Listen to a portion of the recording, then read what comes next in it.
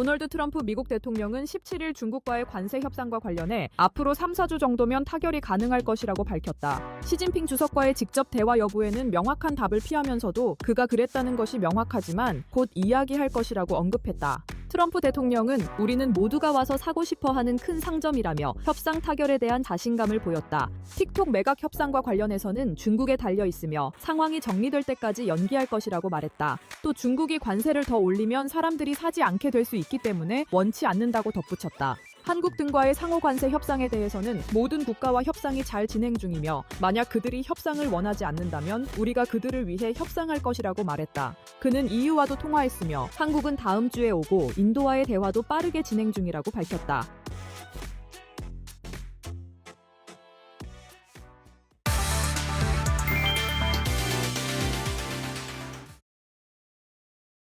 트럼프 대통령이 올해 1월 취임 직후부터 무역과 관세 그리고 미국 내 제조업 보호를 핵심 기조로 다시 꺼내들었는데요. 특히 중국산 제품에 대한 고율 관세가 다시 강화되면서 미국 내 기업들은 희비가 엇갈리고 있습니다. 트럼프 대통령이 당선 이후에 그 관세 정책이 업종에 어떤 영향을 끼쳤고 또 어떤 기업들이 수혜를 입고 타격을 입었는지 구체적으로 짚어보겠습니다. 이번 고율 관세에서 가장 먼저 소비자 업계를 흔들었습니다. 특히 중국 공장에 의존하던 기업들은 직접적인 수입품에 고관세가 붙으면서 생산 원가가 급등했지만 이를 소비자가 감당할 수 없는 구조 탓에 수익성과 점유율 모두 악영향을 받았습니다. 먼저 애플부터 보시면 애플은 아이폰과 아이패드 그리고 맥북 등 주요 제품들을 모두 중국 공장에서 수입하고 있습니다. 트럼프 행정부가 중국산 전자기기에 관세를 부과하자 아이폰 부품과 조립 원가가 오르면서 애플의 글로벌 수익성에 타격이 불가피해졌습니다. 한때는 스마트폰 관세 면제라는 희소식에 주가가 반등하기도 했지만 해당 조치가 일시적일 가능성이 높고 또 주가를 그래서 크게 올리지는 못했습니다. 애플은 미국 내 공장 이전 계획을 발표하면서 향후 4년간 5천억 달러를 투자하겠다고 밝혔지만 이는 장기 전략일 뿐 트럼프 대통령 당선 이후 11% 이후 하락하는 모습 보였습니다. 다음 나이키 보겠습니다. 나이키 역시 중국 내 의존도가 높은 기업 중 하나인데요. 신발의 3분의 1켤레는 중국산이라고 합니다. 이처럼 중국의 의존도가 높기 때문에 단가 상승과 가격 인상 부담이 동시에 작용하고 있습니다. 문제는 브랜드 충성도는 높지만 저가 브랜드와의 가격차가 벌어지면서 점유율 하락이 예상된다는 점입니다. 이미 주가는 27% 이상 하락한 모습 확인할 수 있습니다. 다음 월마트 보시면 월마트도 중국에 대한 의존도가 높은데요. 자체 브랜드 상품을 포함한 대부분의 저가 생활용품을 중국에서 수입하고 있습니다. 관세 부과로 상품 원가가 오르자 월마트는 최저가 전략을 지키기도 또 가격을 전가하기도 어려운 이중 딜레마에 빠졌습니다. 특히 저소득층 고객 비중이 높은 월마트 입장에선 가격 인상이 수요 감소로 직결되는 구조이기 때문에 기업 전체의 수익성까지 흔들리고 있습니다. 주가는 약 26% 떨어지면서 관세 리스크를 정면으로 반영하고 있습니다. 네, 다음 자동차 산업 살펴보겠습니다. 자동차 산업은 트럼프 행정부가 주장한 미국 내 생산 강화와 가장 밀접하게 관련된 업종입니다. 하지만 현실은 조립만 미국에서 하고 대부분의 핵심 부품은 중국에서 수입하고는 구조인데요. 이번 관세로 인해 이 구조 자체가 흔들리면서 미국 완성차 3사 모두 타격을 받았습니다. 포드부터 보시면 포드는 중국향 수출 비중이 높았던 기업입니다. 이번 트럼프 관세 여파로 중국 수출이 중단되면서 특히 고급 모델 중심으로 타격을 받았는데요. 중국 시장은 전 세계 최대 자동차 소비 시장인 만큼 포드 입장에서는 수출 제한이 실적에 직접적인 리스크로 작용하고 있습니다. 포드 트럼프 대통령 당선 이후 12% 이상 떨어졌습니다. 다음 제너럴 모터스 보시면 제너럴 모터스는 미국 내에서 조립을 하긴 하지만 배터리, 반도체, ECU 등 핵심 부품은 중국에서 생산해서 수입을 해오고 있습니다.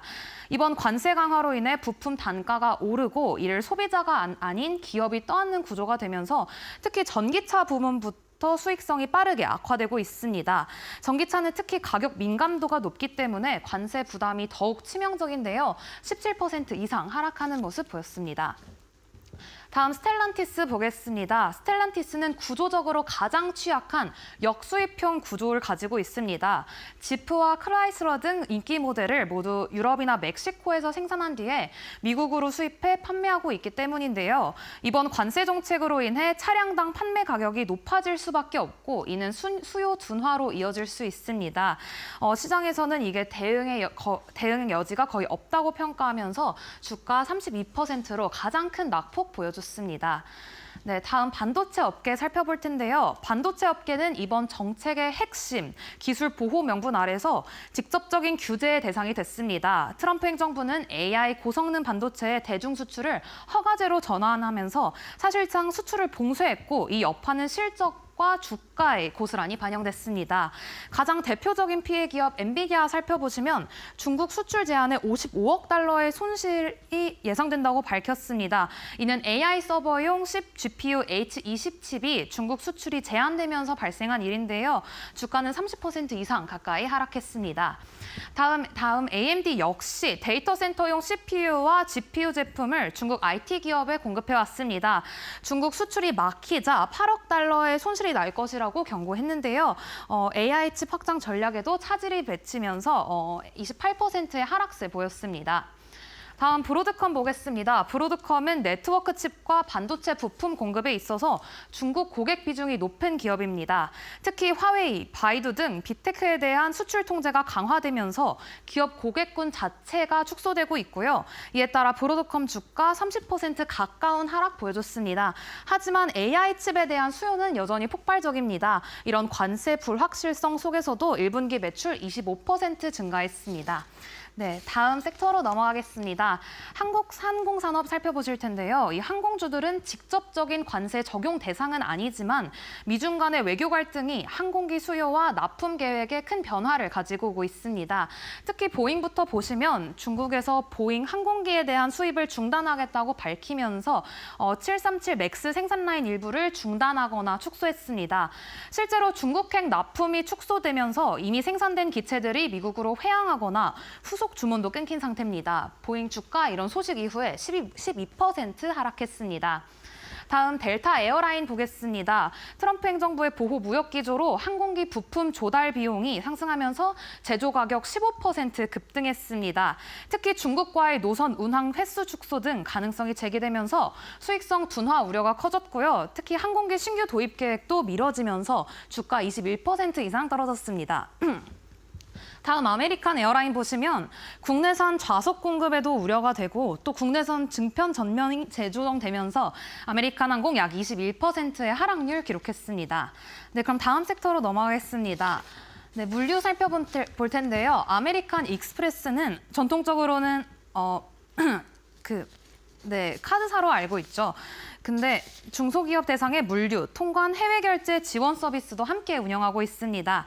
아멕스의 국제 비즈니스 플랫폼 매출의 타격을 받으면서 특히 소액 수입에도 관세가 붙는 구조가 되면서 중소 수출업체들의 직접적인 부담을 느끼고 있고 이에 대해 아멕스는 고객의 방패 역할을 하겠다는 입장을 강조하면서 고객 유지 전략에 나서고 있지만 하지만 중소기업 전반의 거래 위축 흐름 속에서 단숨에 이런 흐름을 반전시키기는 어렵다는 점에 11% 하락했습니다.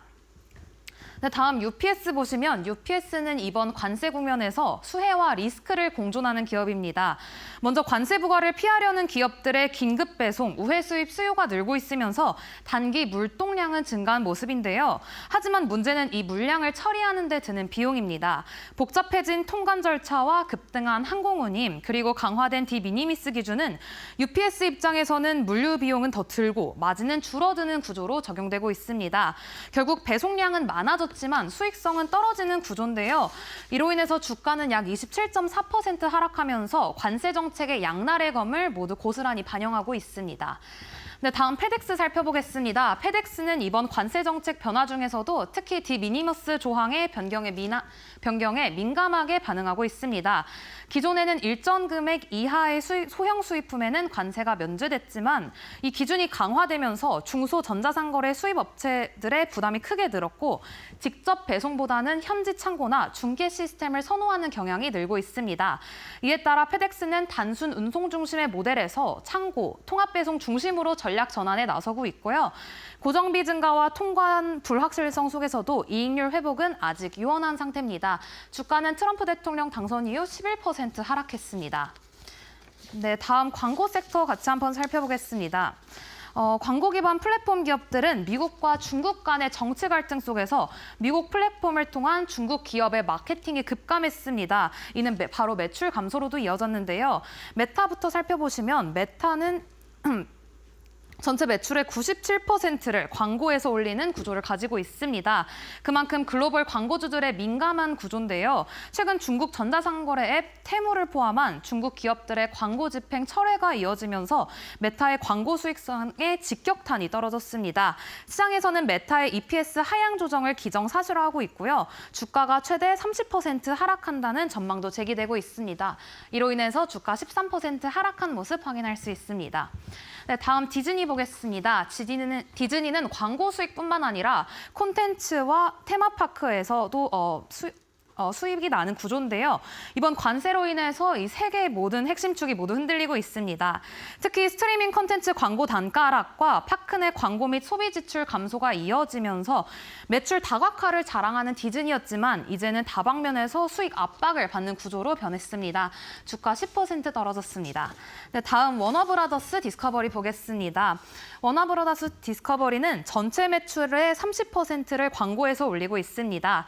스트리밍 확장 전략에 따라 콘텐츠 투자는 계속 늘고 있지만 광고 시장 침체와 소비 둔화로 인해서 광고 수익 회복이 지연되고 있습니다.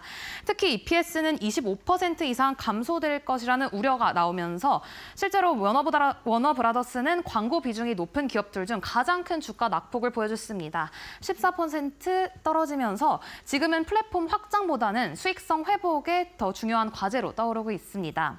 네, 다음 방어주 이제 살펴보겠습니다. 방어주 중에서도 철강 산업 살펴볼 텐데요.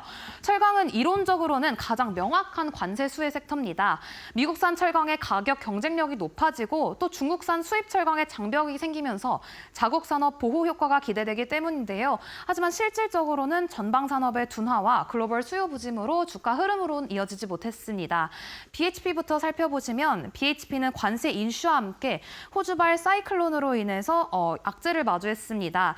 중국향 수출 의존도가 높아서 수요 둔화에 민감할 수밖에 없었지만 그럼에도 불구하고 BHP는 다양한 수출처와 장기 계약 네트워크를 통해 글로벌 공급망의 균형을 유지하려는 전략으로 대응하고 있습니다. 출하량은 6년 만에 최저 수준으로 줄었지만 시장에서는 불확실성 속에서도 빠르게 안정화에 나선 기업으로 평가하면서 주가 10.6% 하락에 그치면서 방어력을 보여줬습니다. 다음은 리오틴토 보겠습니다. 리오틴토 역시나 BHP와 마찬가지로 이런 관세 이슈와 또 사이클론으로 인해서 철광석 공급 차질을 겪었지만 그럼에도 빠르게 생산시설 복구와 물류 체계를 빠르게 추진하고 있으면서 시장 안정을 이끌었습니다. 특히 리오틴토는 원가 경쟁력과 현금 보유 규모 면에서 업계 최상위권입니다. 철강 수요 둔화 속에서도 배당 정책 유지와 또 보수적 투자 기조로 신뢰를 유지하고 있습니다. 주가 10.5% 정도 하락을 했습니다. 다음 뉴코 보시면 뉴코는 관세 국면에서 오히려 수혜와 방어를 동시에 입장한 기업입니다. 수입산 철강 가격이 높아지면서 자국 내 철강 업체들이 유리한 환경으로 조성됐는데요. 뉴코는 내수 기반의 고부가 가치 제품 중심의 전략을 결합해 철강 가격 하락 국면에서도 실적을 안정적으로 유지하고 있습니다. 네, 시장에서는 뉴코를 관세 시대에서 가장 잘 버텨낸 기업으로 뽑으면서 주가도 11.6% 수준에서 안정적인 흐름 보이고 있습니다. 네, 또 관세로 인해서 피해만 나은 것은 아닙니다. 일부 전통 산업들은 글로벌 경쟁 제품에 대해 관세가 부각되면서 미국 제품의 가격 경쟁력이 강화되고 국내 생산이 유리해지는 구조로 탈바꿈을 했는데요. 베리골드는 금광 개발 및 채굴을 주력으로 하는 광산업체로 미국과 중국 무역 갈등과 금값 상승이 동시에 겹치면서 수혜가 기대되는 대표 종목입니다. 글로벌 불확실성이 커지면서 안전자산의 대표 주자로 재부각되며 8% 하락했습니다. 다음 엑슨모빌 보겠습니다. 엑슨모빌은 미국 내 에너지 대기업입니다. 트럼프 행정부가 수입 원유의 규제를 강화하면서 미국산 원유 수요가 늘었고 또 엑슨모빌의 수출 경쟁력도 부각됐습니다. 이처럼 자국 내 생산 비중이 높은 기업은 관세 국면에서 상대적으로 방어력을 갖추면서 엑슨모빌 4.55%로 선방을 했습니다. 마지막으로 디어인 컴퍼니 보겠습니다. 농기계 시장의 글로벌 리더로 미국 농가를 대상으로 한 보조금 확대와 또 농기계에 대한 관세 부과가 맞물리면서 수요가 증가했습니다. 자국 생산 기반이 확고한 디어는 미국 농가 내 점유율 확대가 기대되면서 8% 하락하는 모습 보였습니다.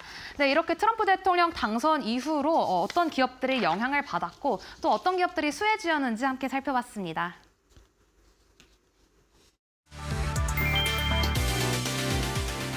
미 무역대표부는 중국 해운사와 중국산 선박에 미국 입항 수수료를 부과하는 정책을 시행하기로 했다. USTR은 17일 보도자료를 중국 해운사, 중국산 선박을 운영하는 해운사, 외국에서 건조한 자동차 운반선 등에 미국 입항 수수료를 부과하기로 결정했다고 밝혔다. 수수료는 180일 유예 후 10월 14일부터 단계적으로 부과되며 매년 인상된다. USTR은 LNG 운반선의 미국 건조를 유도하기 위해 3년 뒤부터 일부 수출 물량을 미국산 선박으로 운송하도록 했다. 이번 조치는 한국 조선사와 해운사에 긍정적 영향을 미칠 것으로 평가된다. 유럽 해운사들이 중국산 선박을 많이 운영하고 있어 한국산 대체 수요가 기대되기 때문이다. 다만 선박이 멕시코나 캐나다 항만으로 우회하고 비용 부담이 미국 소비자에게 전가될 수 있다는 우려가 나온다. 이에 따라 USTR은 정책을 시행하되 180일간의 유예 기간을 두기로 했다.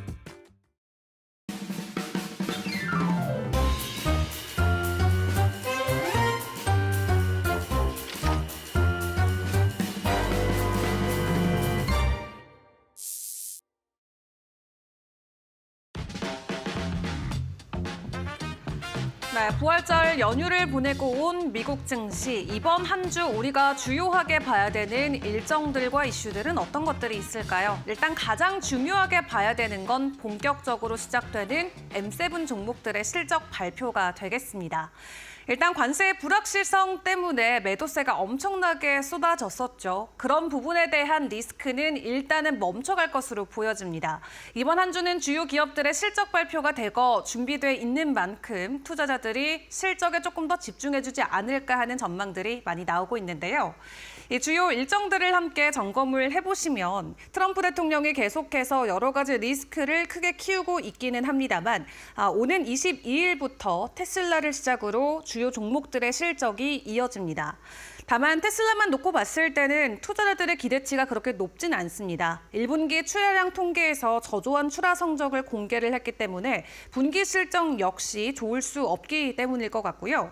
또 트럼프 2기 행정부 실세로 부상했던 일론 머스크 최고 경영자 덕분에 트럼프 트레이드 최대의 수혜주가 될 것이다라는 기대가 있었지만 트럼프 대통령의 공격적인 관세 정책이나 무역 전쟁 때문에 트럼프 트레이드 자체가 무너지고 있으면서 고점 대비해서는 계속해서 가격 하락이 이어지고 있는 상황입니다.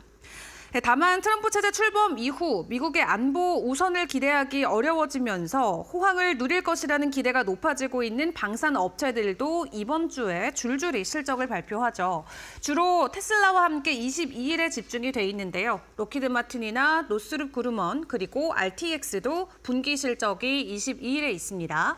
보잉 같은 경우는 23일에 실적 발표가 준비가 돼 있고요. 또 다른 M7 빅테크 가운데 알파벳은 24일에 실적을 본격적으로 공개합니다.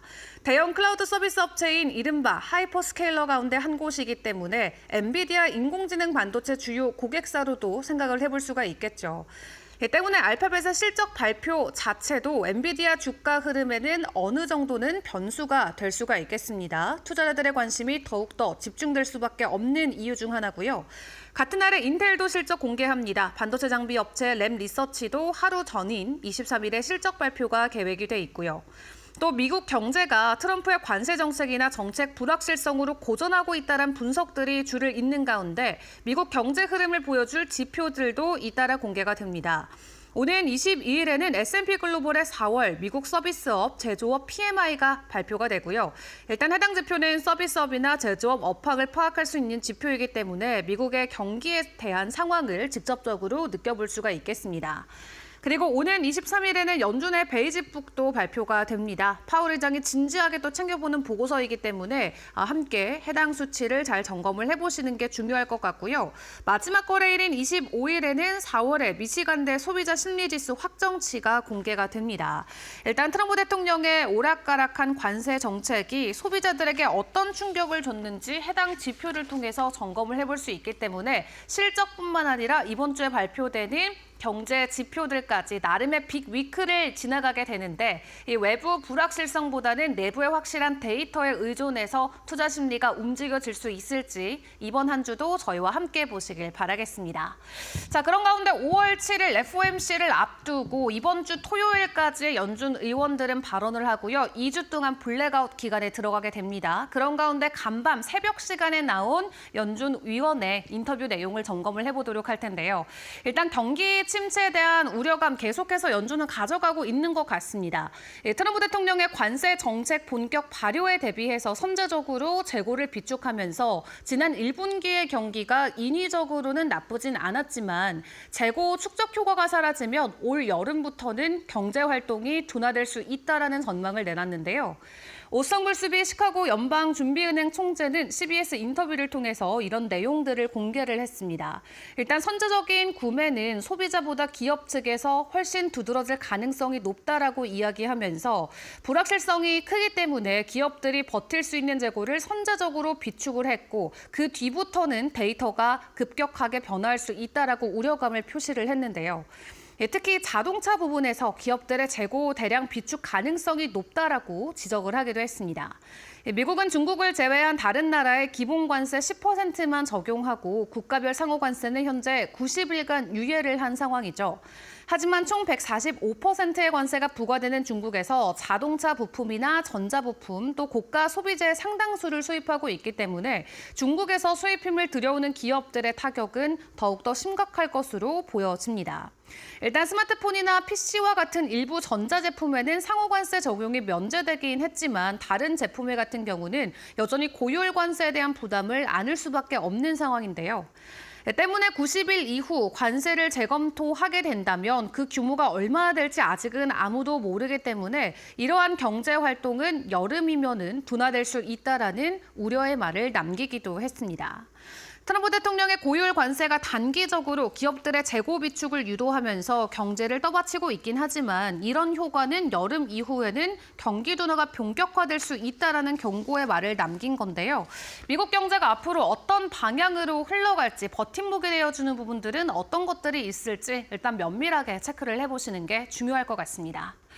자, 그 가운데 트럼프 대통령의 관세 유예 배경에 시장에 굉장히 큰 관심을 보이고 있습니다. 그런 가운데 IMF 쪽에서는 글로벌 침체 수준의 위기는 없을 것이다라는 내용을 공개하기도 했는데요.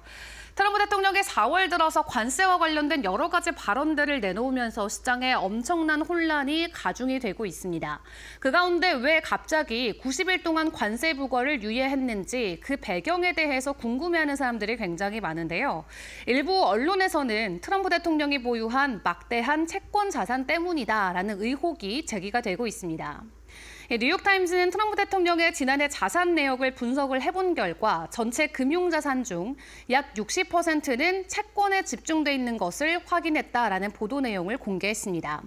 그리고 트럼프 대통령이 관세 유예를 발표할 때도 나는 채권 시장을 지켜보고 있다라고 직접 언급한 부분에 주목을 했는데요. 한마디로 급등하는 금리가 관세 정책 변화의 핵심 원인이었음을 시사하는 하나의 한 줄이 되겠습니다. 또 이러한 배경은 그가 관세 정책 발표 당일에 SNS를 통해서 지금은 주식을 매수하기 좋은 시점이다라고 언급한 것과 맞물리면서 일각에서는 내부자 거래 가능성까지 제기가 되고 있는 상황인데요. 실제로 발표 직후 일부 주가가 반등하면서 측근들이 정보를 미리 수입해서 입수해서 이익을 얻은 것 아니냐는 의혹도 확산되고 있는 상황입니다. 다만 관세와 관련해서 월가에서는 여러 가지 의견들이 엇갈리고 있는 상황인데 일단 가장 최근에 나왔던 JP모건의 입장을 확인을 해보면요. 트럼프가 주도한 관세 전쟁이 미국과 주요 규역국 간의 일부 합의로 이어지긴 하겠지만 일단 실제 이 관세율이 20%까지 급등할 가능성을 배제할 수는 없다라고 전망을 했습니다. 다만 20% 정도는 월가가 이미 예측했던 수준이기 때문에 시장에 큰 충격을 가하진 않을 것이라고 보고 있고요. 다만 소비자 물가 상승이나 기업 수익성 측면에서는 악화가 불가피한 상황이 되겠습니다. 때문에 JP모건은 이러한 환경에서는 방어적인 포트폴리오 구성과 옵션 전략을 권고하기도 했고요. 국제통화기금인 IMF 같은 경우는 무역 긴장의 글로벌 경제에 부담을 주고 있다는 점을 인정하면서도 경기 침체보다는 성장 둔화에 대한 가능성에 조금 더 무게를 두고 있습니다. 이렇게 트럼프발 관세 유예 조치는 단기적으로는 금융시장에 안도감을 불러오는 것 같긴 하지만 이미 고조된 이해 충돌이나 신뢰 붕괴 그리고 글로벌 경기 둔화라는 복합적인 리스크가 여전히 시장 안에서는 굉장한 위험 요소로 자리매김을 하고 있는데요. 앞으로 정책 방향성이 어떻게 흘러가는지가 가장 중요한 키포인트가 될 것 같습니다. 자, 그 가운데 이번 주에 실적을 발표하는 기업인 테슬라에 대한 가장 최근 소식도 점검을 해봐야겠습니다. 실적에 대한 가이던스 그렇게 긍정적이진 않다 앞서 말씀을 드렸는데 여기에서 우리가 조금 더 길게 볼 수 있는 긍정 모멘텀 또한 사라지는 것처럼 보이는 이슈가 주말 사이 나왔습니다. 바로 기다리고 있었던 미국에서 저가형 모델 Y 출시가 수개월 동안 지연될 수도 있다라는 내용이었는데요. 테슬라는 작년에 올해 상반기면은 저가형 모델을 출시할 것이다 라고 단언을 했었죠. 다만 해당 모델은 상반기 생산과 출시가 지연될 것으로 보여지고 있습니다. 로이터 통신은 출시 지연은 공식 발표보다 수개월 늦춰질 전망이며 일단 테슬라가 미국에서만 26년까지 25만 대 생산을 목표로 하고 있지만 해당 부분에 대한 출시가 지연되면서 하반기까지 밀릴 수 있다라는 내용을 공개를 했는데요. 출시 지연의 구체적인 사유가 공개되진 않았지만 테슬라가 퍼포먼스 중심의 고사양 모델과 대중형 저가 모델 간의 균형을 전략적으로 조정하고 있다라는 신호로도 해석할 수 있다고 분석을 했습니다.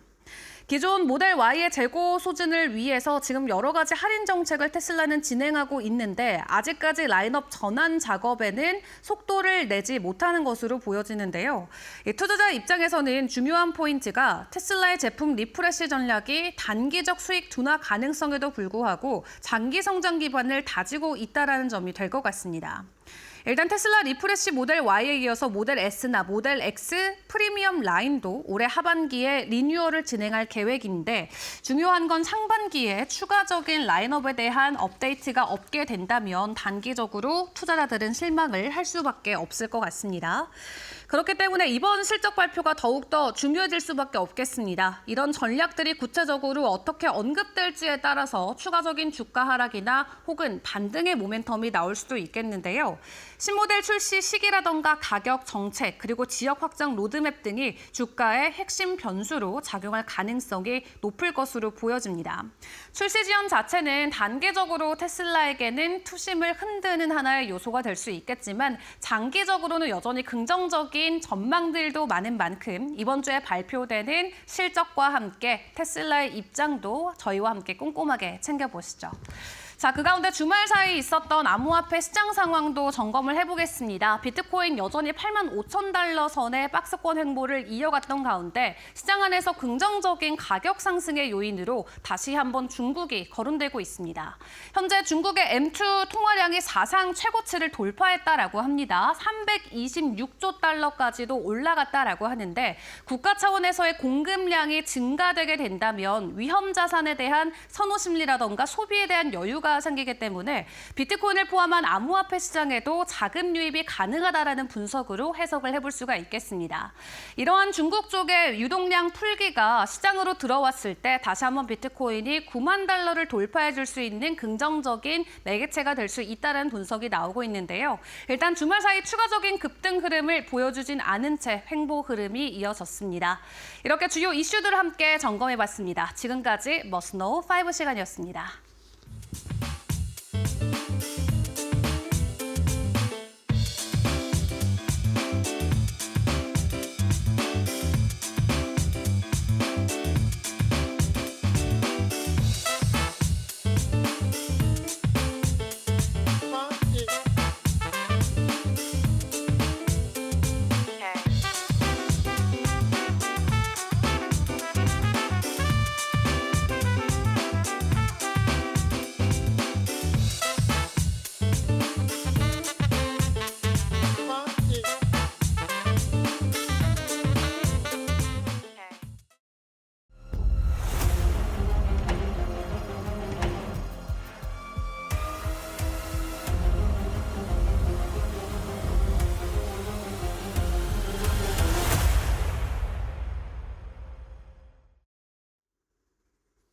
안녕하세요. 메디토크 신일섭입니다. 오늘의 주제는 트럼프 앤 푸틴 부활절 많은 달걀처럼 동그랗게 보내자. 캘리포니아 내 자식 같은 엔비디아. 파월 또 파월. 멈춰버린 중국 공장 멈춰버린 수출 시계. 백악관 트럼프 효과 바로 이 맛 아닙니까? 백악관 중국이 바이러스다. 이번 주 주목해야 할 사항입니다. 자, 먼저 트럼프 앤 푸틴 부활절 많은 달걀처럼 동그랗게. 자, 캐롤라인 레빗 대변인의 그 좀 연설이 없어서 좀 아쉬웠는데 이번 주는 금요일이 빠지다 보니까 캐롤라인 레빗 대변인이 안 나오더라고요. 자, 그 부활절이 금요일에 있었고요. 그게 성주간이라고 이제 그 뭐 고난의 주간을 거쳐가지고 이제 부활을 한다 막 그 기독교나 천주교 다니시는 분은 아시죠? 그러니까 부활절로 막 달걀 먹는 걸로만도 저도 그렇게 기억하고 있는데 이제 그 주간이 그런 뭐 십자가를 뭐 짊어지고 막 가면서 그런 내용이잖아요. 그래서 이제 이 지금 트럼프 대통령은 불교도 아니고요.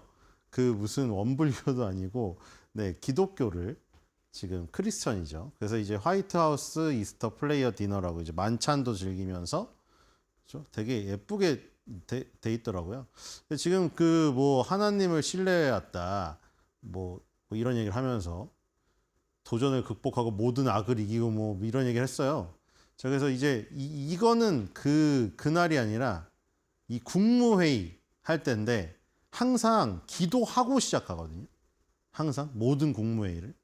근데 이때 이날은 지금 이분 사실 요즘에 하도 오제이 심슨이 나오길래 약간 좀 모습이 좀 비슷한데 이번에 이분도 NFL 스타세요. NFL 스타를 이제 미국 국토부 장관에 앉혔잖아요. 그래서 그분한테 이제 그 기도를 부탁했죠, 그날은. 그래서 이제 다들 기도를 하면서 정말 다들 고개를 숙이고 있죠. 자, 기도를 하면서 시작합니다. 모두 항상 그래요. 자, 그리고 백악관 행사 항상 이 토끼 있죠. 이거 누가 쓰는지 이 토끼를 처음에 누가 만든지 모르겠어요. 이게 진짜 우스꽝스럽게 생겼잖아요. 이게 약간 귀엽지도 않고 되게 말괄량이 같이 되게 악마스럽게 생겼어요. 악동같이. 그렇죠? 그래서 이게 바이든 때도 이 똑같은 토끼탈을 썼거든요. 이 안에 있는 내용, 인물은 다르겠죠. 근데 이게 토끼가 이 달걀을 가져다 주는 토끼입니다. 그 바이든이 그 마지막에 막 약간 치맥기 있다고 해가지고 실수할까봐 이 토끼가 또 부활절날 가갖고 막 하지마 하면서 바이든 대통령 데리고 저 구석으로 갔잖아요. 그 토끼탈하고 똑같아요. 근데 이 안에 있는 사람은 다르겠죠. 정권이 바뀌었으니까. 근데 이 백악관의 놀라운 사실은 이제 거기다 링크를 걸어놨어요. 장사를 합니다. 이게 달걀도 살 수 있고 이 백악관에서 그 행사하잖아요. 이거 한 달 전인가부터 아이들 모집해가지고 경쟁률 치열하죠. 그 백악관에서 달걀 굴리면서 가는 거. 그것도 팔아요. 세트도. 이 바로 링크가 걸려 있더라고요. 자, 그리고 이제 푸틴이 드디어 나왔습니다. 자, 푸틴도 자기가 뭐 인도주의적인 측면에서 이게 사실 의미가 있나 싶은데, 자, 부활절을 맞이하여 부활절 맞이 30시간 휴전을 선언했습니다.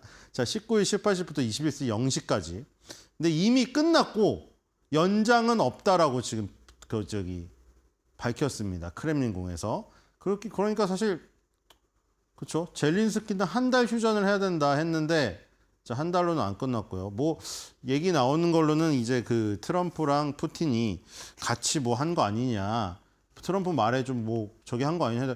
그건 아니지 않나요? 트럼프가 이제 그 자기 발 빼버리겠다고 했잖아요. 이거 내 전쟁도 아니고 바이든이 일으킨 전쟁을 가지고 그 바이든 때 일어난 전쟁을 내가 지금 평화주의자 입장에서 이걸 하고 노력을 하고 있는데 만약에 둘 다 말 안 들으면은 나 그냥 나가버린다고 했어요. 그냥 알아서 하라고 하고. 그래서 뭐 푸틴이 뭐 말을 들었다고 했는데 그런 거 치고는 너무 웃기지 않나요? 그렇죠? 그런 거를 들어가지고 30시간 휴전을 했다면 트럼프가 더 열받을 일인 것 같아요. 자, 어쨌든 뭐 30시간이라도 휴전을 했는데 모르겠습니다. 자, 그리고 두 번째 캘리포니아 내 자식 같은 엔비디아입니다. 자, 이분 아시죠? 그 산불 크게 나가지고 이제 트럼프랑 멜라니아 여사랑 헬리콥터 타고 딱 갔죠. 갔는데 이제 거기서는 뭐 지금 너무 어렵다고 막 도와달라고 하지만 그 전에 했던 행동들을 보면 그게 그냥 접대용 행동이었음을 알 수가 있어요. 그렇죠? 이분이 이 민주당의 차세대 대선 주자예요. 지금 벤스랑 붙을 수도 있어요. 그렇기 때문에 이 캘리포니아가 그리고 그 여기서 돈을 제일 많이 버는 주거든요. 그리고 여기다 캘리포니아 우리 오렌지 맨날 얘기하잖아요. 농업이 발달됐고 지금 농부들이 피해를 가장 많이 보잖아요. 거기다가 실리콘밸리도 있어요, 여기가. 그래서 이제 엔비디아를 낳은 주라고 해서 떵떵거리는 거죠. 자, 캘리포니아주 최고 회사인 엔비디아의 주가가 얼마나 떨어졌는지 확인해 보라. 당신의 연금 계좌를 빨리 확인해라. 포트폴리오에 엔비디아가 얼마나 있는지. 엔비디아가 엄청나게 떨어졌다 이거죠. 누구 때문에? 트럼프 때문에. 트럼프한테 소송을 걸었습니다, 지금. 이 전체 주 중에 유일하게 캘리포니아 주만 지금 소송을 걸었어요. 뭐 이 캘리포니아 주가 소송을 걸었기 때문에 또 어떤 주들이 따라올지 모르겠지만 지금 소송을 걸었다. 법원의 판결이 어떻게 나올지 모르겠습니다. 관세에 대한 소송을 걸었습니다. 자, 그리고 엔비디아 얘기가 나왔기 때문에 또 젠슨왕 얘기가 나왔죠. 자, 젠슨왕은 중국을 갔습니다. 물론 트럼프는 그러니까 이탈리아 총리를 또 모셔놓고도 맨날 그렇잖아요. 기자들한테 질문을 던지는 순간 그 옆에 사람이랑 아무 상관없는 질문, 그러니까 상관이 있겠지만 멕시코 엘살바도르 대통령도 그랬고 이탈리아 총리도 그랬고 질문을 하라고 하자마자 다 관세 얘기만 해요. 옆에 도대체 그 멕시코 대통령하고 엘살바도르 대통령하고 그 이탈리아 총리는 왜 있는지 약간 꽂아놓은 보리자루처럼 이탈리아 총리 그 여자분은 엄청 놀래버렸어요. 그 표정이 기자분들이 갑자기 벌떼처럼 질문하니까 이탈리아 총리가 이게 놀라는 표정이 잡히기도 했죠. 자, 어쨌든 이 젠슨왕 또 질문이 있었는데 이탈리아 총리랑 끝나고도 그 질문 또 한 거죠. 이탈리아랑 얘기를 전혀 안 하고 젠슨왕 중국 방문에 대해서 어떻게 생각하냐고. 근데 이 애국자고 내 친구가 됐기 때문에 난 걱정 안 한다고 했어요. 근데 이 행보가 우리가 보기에는 사실 지금 시점에 굳이 가야 돼? 그러니까 트럼프 입장에서 보면 그럴 수도 있겠죠. 왜냐하면 중국 가서 무슨 얘기를 했냐면 30년 동안 우리의 성장을 지켜보았다. 중국하고 같이 성장을 했는데 이 30년 거를 갑자기 하루아침에 버릴 수가 없다는 얘기죠, 결국. 그래서 규정을 준수하는 제품을 최적화하고 중국에 계속 서비스를 제공하기 위해 상당한 노력을 계속할 것이다. 중국의 수출을 멈추지 않겠다는 의지를 지금 밝히고 왔어요, 여기다가. 여기서 지금 중국 국제무역촉진위원회 CCPIT 여기서 초청해가지고 베이징을 방문했는데 이게 1대1도 아니고 여기 수많은 사람들이 큰 원탁에 앉아 있었어요. 마치 국빈 방문처럼.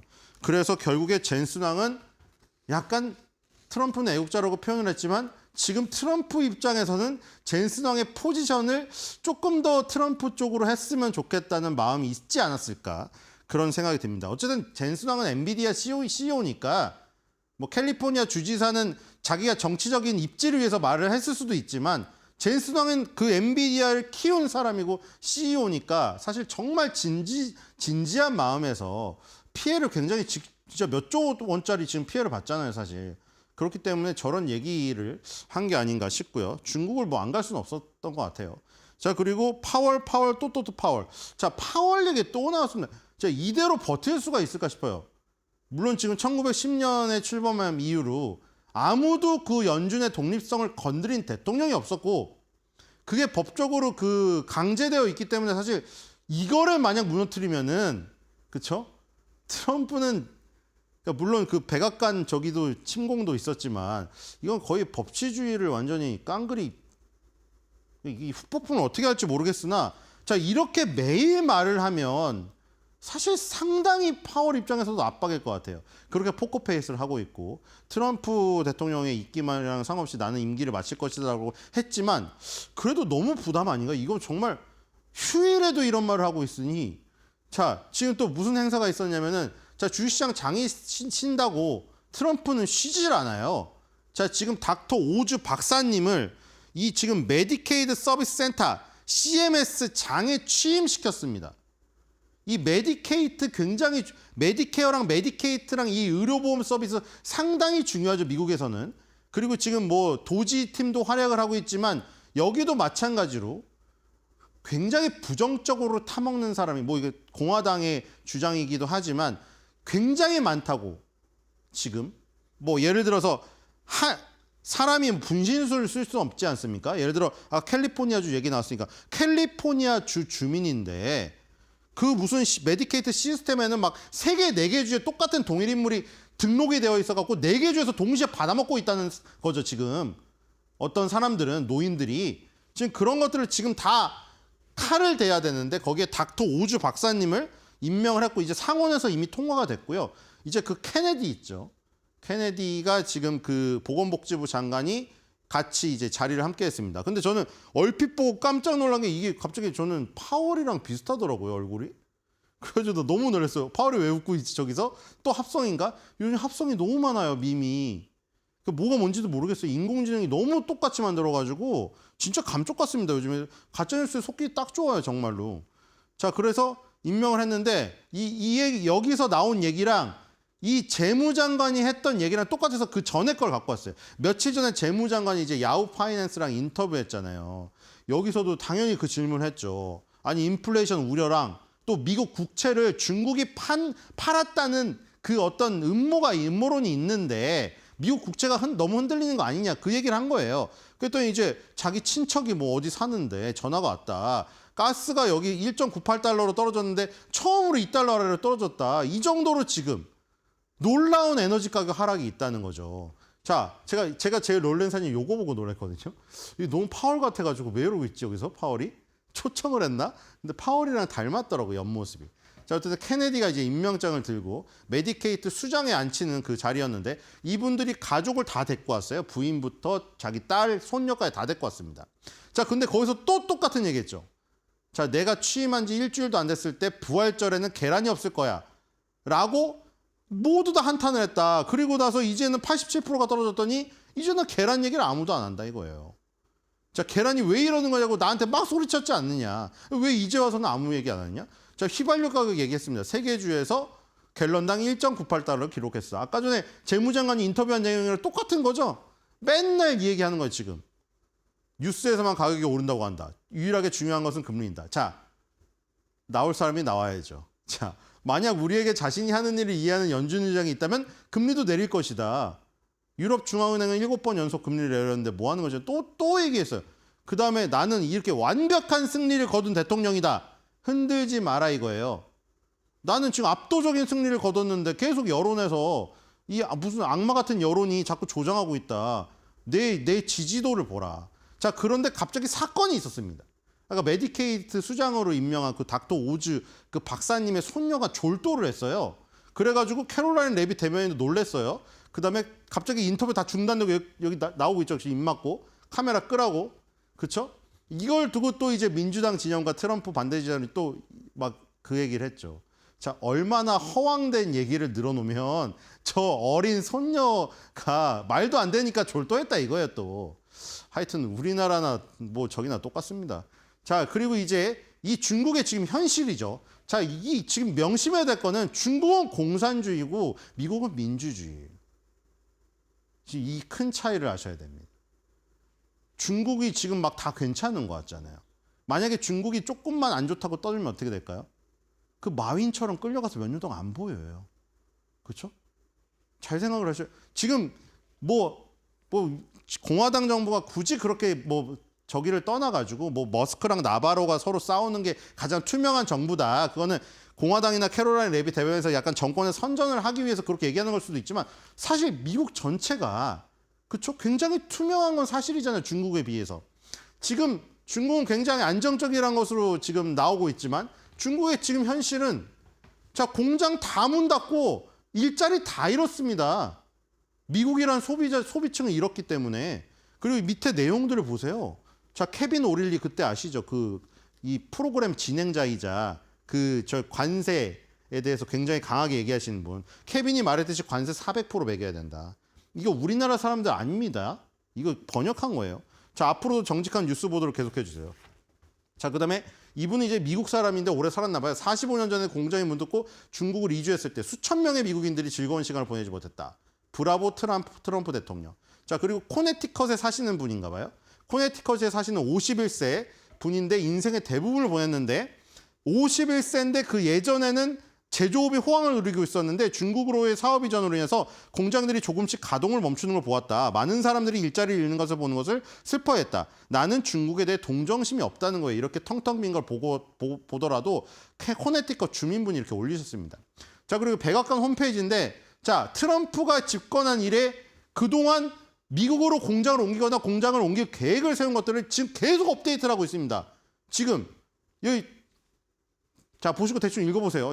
여기 현대자동차도 있고 많이 있어요. 지금 몇 페이지를 올렸어요. 지금 롤스로이스도 있고 폭스바겐도 나오고 그쵸? 많이 나오죠. 쭉 나옵니다. 모든 세계 기업 있어요. LVMH도 있어요. 루비통도 그쵸? 이런 회사들 다 옮기고 있다. 자 그다음에 백악관 중국이 바이러스. 자 왜 그렇게 트럼프가 푸틴한테 조금 유하게 대했는지 이제 이해가 다 가요.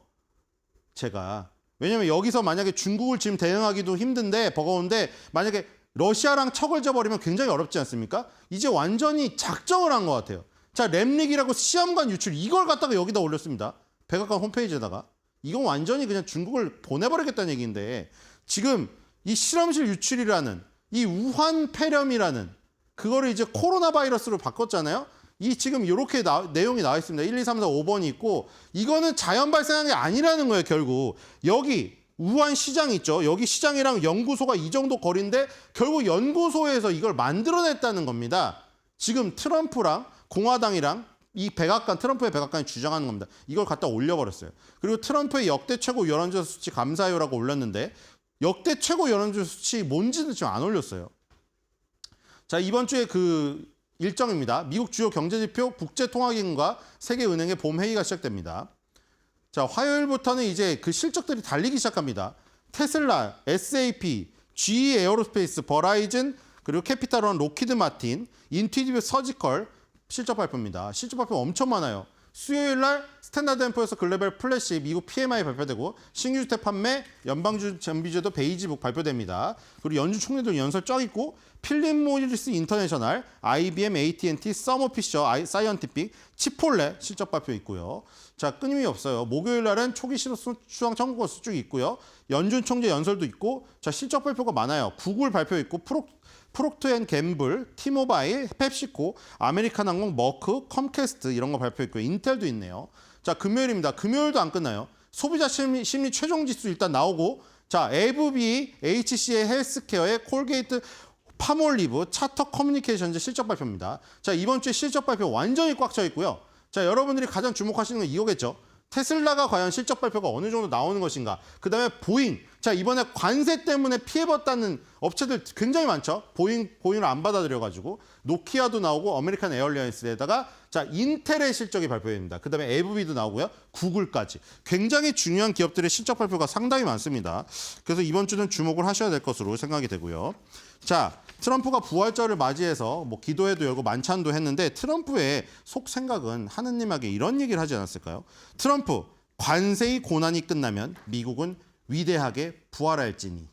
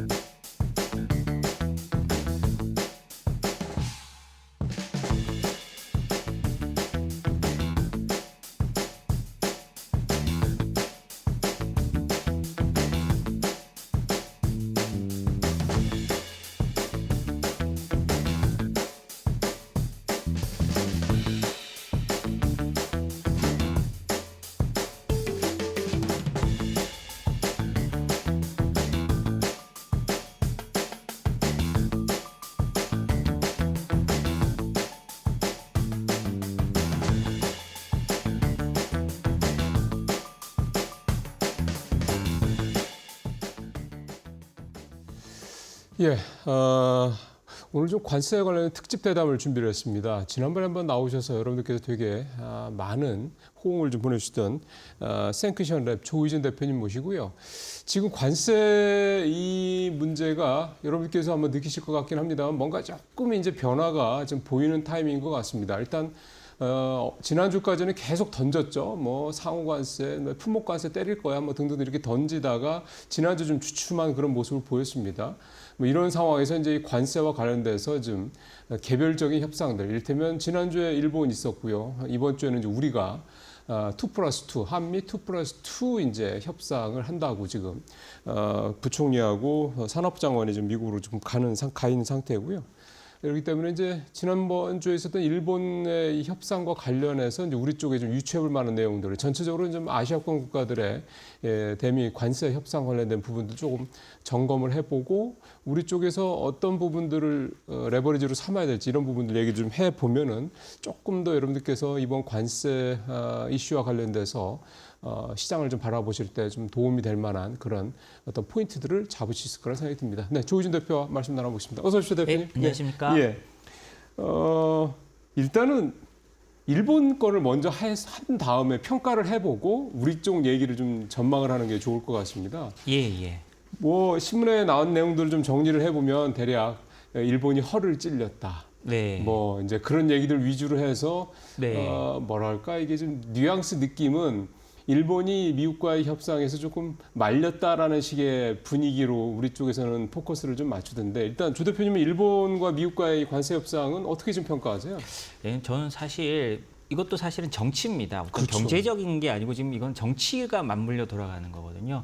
미국과 일본의 정치 상황을 한번 보는 게 중요하다고 생각합니다. 네. 트럼프 대통령은 먼저 네. 던지고 일본을 맨 첫 상대로 한 건 자기에게 원하는 선물을 가장 빨리 줄 수 있는 상대라고 일본을 생각했을 겁니다. 그렇죠. 그거는 뭐 아베 총리 때부터 그렇게 일본이 뭐 솔직히 아베 총리는 당시에 트럼프의 푸들이라고 조롱을 받으면서까지도 미국에 최대한 맞춰주려고 했고요. 그런 말을 잘 듣는 나라죠. 네. 그렇게 해서 이제 일본의 이익을 좀 지킨 면이 있는데 트럼프 대통령은 그런 일본을 보고 아마 일본을 첫 상대로 해서 하려고 할 겁니다. 그런데요, 그때와 조금 다른 면이 있다고 저는 봅니다. 네. 왜냐하면 지금 이시바 총리의 지지율이 그렇게 높지 않습니다. 그리고 그렇죠. 일본 내에서 또 트럼프 대통령에 대한 반감이 일기 때보다도 좀 더 상당한 모습으로 나타나고 있습니다. 지난 주말에 나온 외신 예. 보니까 시위가 갈수록 격렬해지대요. 여론조사를 보면 트럼프 대통령이 호의적이지 않은 게 예. 거의 절반 이상이 예. 일본에서도 넘어갑니다. 그렇기 예. 때문에 지지율이 낮은 이시바 총리가 여기서 트럼프 대통령에게 원하는 대로 계속 해준다면 예. 오히려 자신의 입지가 더 흔들리는 그렇죠. 더 모습을 떨어질 보일 수 수 있죠. 있습니다. 네. 그래서 이시바 총리는 지금 인터뷰 같은 데를 보면 본인이 자신들의 이익을 최대한 지키면서 하겠다. 그리고 급하게 하지 않겠다라는 그렇더라고요. 메시지를 계속 던지고 있거든요. 그래서 예. 이 첫 협상부터 트럼프가 어떻게 생각하면 여기서부터 결론을 내야지 최대한 이제 이걸 가지고 이 모델을 가지고 전 세계에 적용시켜야지 했던 일본 모델이 트럼프 대통령의 생각대로 되지 않을 가능성도 그렇죠. 맞습니다. 있다라고 봐야 될 네. 것 같습니다. 네. 그렇다면은 사실 일본이 뭐 말씀하신 대로 푸들이라는 표현까지 진짜 굉장히 모욕적인 표현이잖아요. 그러니까 예. 그럼에도 불구하고 아베 전 총리는 얻고자 하는 게 있었기 때문에 그랬던 거고. 그렇죠. 근데 예. 지금 이시바 총리를 말씀하신 대로 좀 트럼프 입장에서 봤을 때는 아베랑 좀 결이 좀 다른 거예요. 그렇죠. 그 전에도 좀 그랬고. 그러면은 이런 상황에서 우리가 좀 이제 이번 주에 이제 2+2 협상을 시작을 하지 않습니까? 네. 그럼 우리가 이런 상황들을 잘 사실은 레버리지로 활용해야 되는 거 아닙니까? 그럼요. 저는 한국 외교에서요 가장 그 민감한 부분이 뭐냐라고 하면요, 한국 외교관들, 특히 미국에 있는 한국의 외교관들이 가장 민감하게 생각하는 게 예를 들자면 미국 대통령이 아시아 순방을 할 때 일본을 갖고 한국을 건너뛰고 중국이나 다른 나라로 가는 게 한국 입장에서는 가장 민감합니다. 패싱이라고 표현 많이 하죠. 그 한국 국내에서도 패싱이라고 하면서 난리가 나고요. 예. 그다음에 사실 외부적으로 보여주는 면도 그런 게 있습니다. 맞아요.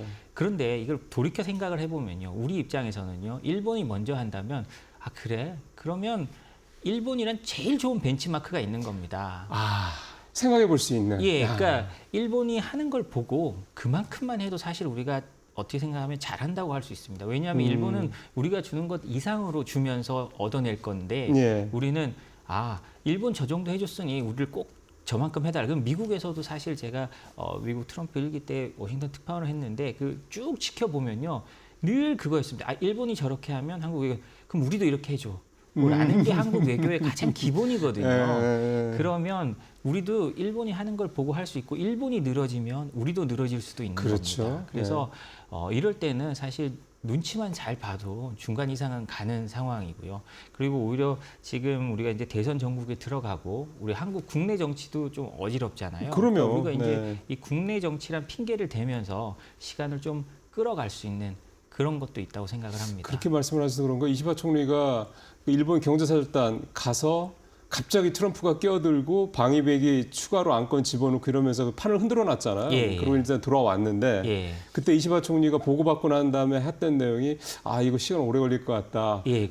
그게 딱 아까 말씀하셨던 조 대표님 예. 얘기 그거군요. 그 얘기를 지금 이시바 총리가 계속 흘리고 있는 것 같아요. 제 예. 생각에는 의도적으로 흘리고 있다고 저는 생각을 하는데요. 미국 쪽 들으라고. 네, 미국 쪽도 듣고 국내 여론에도 들으라고 하는 얘기고요. 예. 어떤 뭐 선언적으로 뭔가를 할 수 있겠지만 아주 구체적인 게 나오려면 시간이 굉장히 많이 걸릴 글쎄. 겁니다.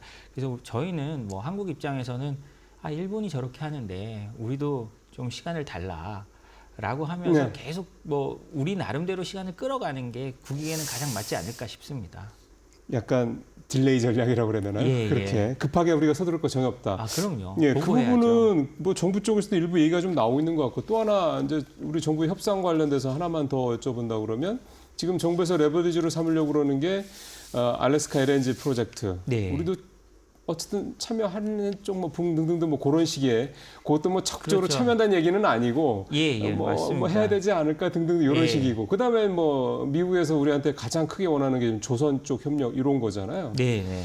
그러면 지금 현재 정부가 뭐 그 드러내놓든 아니면 뭐 어쨌든 수면 아래든 간에 이렇게 얘기하고 있는 이런 식의 미국과의 관세 협상에서의 전략 이런 부분들 관해서 대표님 평가는 어떻게 좀 되시나요? 트럼프 대통령이 그 한덕수 총리와 통화를 할 때, 한덕수 대행과 통화를 할 때 했던 말이 뭐 원스톱 쇼핑, 그 다음에 뭐 원 패키지 이런 말 그렇죠. 많이 하잖아요.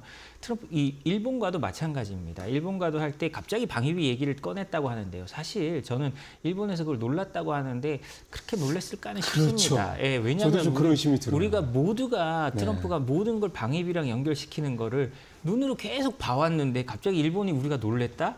전 사실은 약간의 언론 플레이가 있다고 생각을 합니다. 2018년도 한번 당해봤잖아요. 그러니까요. 또 당하나요? 그거를 그렇게 말하는데 그 가장 중요한 게 방위비라는 걸 본인도 알고 있을 텐데 네. 본인들도 알고 있을 텐데 그렇게 말한다는 건 저는 사실 조금 이해는 가지 않고요. 네. 그러면 우리 똑같습니다. 그렇게 원스톱이 됐을 때 한국도 관세, 우리도 지금 재무통상장관이 간다고 하지만 우리도 똑같이 방위비랑 또 엮일 겁니다. 그러겠죠. 예, 네. 그러면 이제 우리가 그거를 아까 말씀드린 것처럼 시간을 끌면서 방위비랑 어떻게 연결시켜서 방위비를 좀 올려줄 때 우리가 이제 관세 부분이나 이런 걸 어떻게 해결할까를 너무 우리가 네. 급하게 할 게 아니라요. 그러니까 일본이나 이래 다른 데를 하는 걸 보고 우리가 맞춰가야 된다고 생각합니다. 그 문제가 걸린 게 사실 우리만이 아니거든요. 그럼요. 일본도 걸리고 유럽도 걸리고 대만도 걸리고 다 맞아요. 걸려 있습니다. 그래도 좀 다행이란 거 생각하는 건 이제 이런 협상의 키를 지금 스콧 베센트 재무장관이 잡고 있다는 거. 그래도 조금 그래도 합리적인 사람. 조금 합리적이고 할 수 있다는 거. 왜냐하면 네. 이 재무장관이 아시아 쪽은 하는데 유럽 쪽은 또 러스틱 상무장관이나 이런 분들이 하기로 돼 있는 걸로 제가 거기는 알아요. 뭐 유럽 쪽 뭐 말씀 나온 김에 좀 보면은 유럽 쪽은 거기는 아예 뭐 이렇게 뭐 뭐랄까 머리를 수그린다 그럴까 약간 이렇게 좀 낮춰서 할 생각이 전혀 없는 것 같더라고요. 되게 그러니까요. 뻣뻣하더라고요. 그러니까 지금 이쪽을 먼저 하려고 트럼프 그런 대통령이 거죠. 하는 말을 잘안 듣는 것도 데니까, 거기는. 있다고 생각을 합니다. 네. 그러면 결국 우리도 방위비가 나오긴 나올 텐데 네. 올해 우리나라 방위비가 한 1조 4천억 정도 되더라고요. 예, 그다음에 예. 내년부터 5년간 올해보다 8%가 늘어나서 한 1조 한 6, 7천억 정도 되는 것 같고 네. 현재 이 1조 4천억 정도라는 방위비에서 예를 네. 들어서 이게 뭐 2배, 3배 된다 그러면은 이제 이건 꼬이는 거잖아요. 그러니까 뭐 이제 트럼프 대통령이 원할 만한 수치를 잘 줘야 되겠죠. 지금 우리는 항목별로 주고 있는데 항목별로 주고 있는데 뭐 예를 들자면 기지 임대료 이런 건 뭐 우리나라는 받고 있지 않잖아요. 그렇죠. 그러면 트럼프 대통령이 원하는 게 그런 늘어난 숫자라고 한다면 거기에다가 뭐 이건 예시입니다. 뭐 임대료를 넣어가지고 임대료를 매기고 거기에 대해서 지원을 해준다든지 혹은 늘 네. 말하는 내용이지만 MRO 같은 거 네. 그렇게 뭐 하는 예산을 우리가 좀 잡아서 한국 조선소에 우리가 돈을 주고 이렇게 좀 어차피 우리가 해줘야 될 거나 어차피 뭐 미국 군함 MRO니까 예, 네. 그런 걸 해주면서 우리가 좀 부풀려서 하는 뭐 그런 방법은 있겠죠. 그래서 예. 뭐 이렇게 이렇게 어렵겠지만 제가 말하는 어떤 좀 창의적인 회계 방법을 써서 우리에게 지원을 하면서도 트럼프 보기의 숫자를 높일 수 있는 네. 그런 방식으로 좀 한다면 어떤 좀 돌파구가 열릴 수도 있지 않을까. 뭐 그건 우리뿐만이 아니라 일본도 다 생각을 할 겁니다. 그렇기 때문에 좀 그런 부분을 좀 우리가 네. 이제 곳곳이나 어느 각 부처에서 원하는 걸 잘 파악해서 하면 될 수도 있다고 생각을 합니다. 결국 방위비도 우리가 미국과의 관세 협상에서 레버리지로 활용해야 될 어떤 변수 중에 하나다. 이렇게 일단 보고 가야 되는 그럼요. 거겠네요. 가장 중요한 변수죠. 예. 이제 미국 얘기로 다시 좀 돌아오겠습니다. 일단 지금까지 분위기는 상호관세 때렸다가 90일 유예를 했고, 네. 뭐 그 사이에 중국은 뭐 지금 뭐 이게 사실 수치가 이제 무의미한 건데 뭐 245%까지 좀 뭐 나오고 있는 상황이어서요. 뭐 50%만 넣으면 사실 관세로서의 어떤 그런 타격 효과는 사실 50%나 200%는 똑같다고 하니까 그런 의미가 없다고 봐야 되는 거고 일단 나올 만큼 다 나온 거고 네. 이제 사실은 트럼프 대통령의 관세 언급 관련돼서는 반도체하고 뭐 의약품 뭐 이쪽에 품목 관세 얘기까지가 한 번에 나왔는데 수치는 안 나왔고요. 그렇죠. 그러면 지금 상황에서 품목 관세로 전선이 이제 상호 관세에서 품목 관세로 전선이 옮겨지는 상황이다. 이렇게 좀 이해하고 있으면 됩니까? 예, 근데 뭐 관세란 게 어느 날 갑자기 뭐 트럼프 대통령이 지금까지는 뚝딱 매겼지만 품목 관세나 이런 거를 하려면 조사 기간이 필요합니다. 몇 달 이상의 조사를 하고 보통 한 6개월 정도 조사를 한다거나 아니면 그 안에서 뭐 좀 더 빨리 할 수도 있습니다. 100몇십 일 동안에 할 수 있고 그렇기 때문에 이런 것 때문에 우리의 산업에 이런 피해가 있다. 그렇기 때문에 이 정도 관세를 부과할 필요가 있다는 보고서를 가지고 때려야 되거든요. 그러니까 뭔가 법적인 근거가 있어야 된다는 말씀이시군요. 그러니까 좀 기다리고 있는 수순이라고 생각을 하면 됩니다. 그렇기 때문에 트럼프 1기 때도 중국에 대해서 처음 관세를 부과할 때는요. 한 1년 넘게 걸려서 그래서 관세를 2019년인가부터 본격적으로 관세를 때리기 시작했군요. 그 관련된 보고서가 나오고 있던 형식을 갖추고 그 사이에 이제 좀 미국도 준비를 하는 그런 기간을 가졌었죠.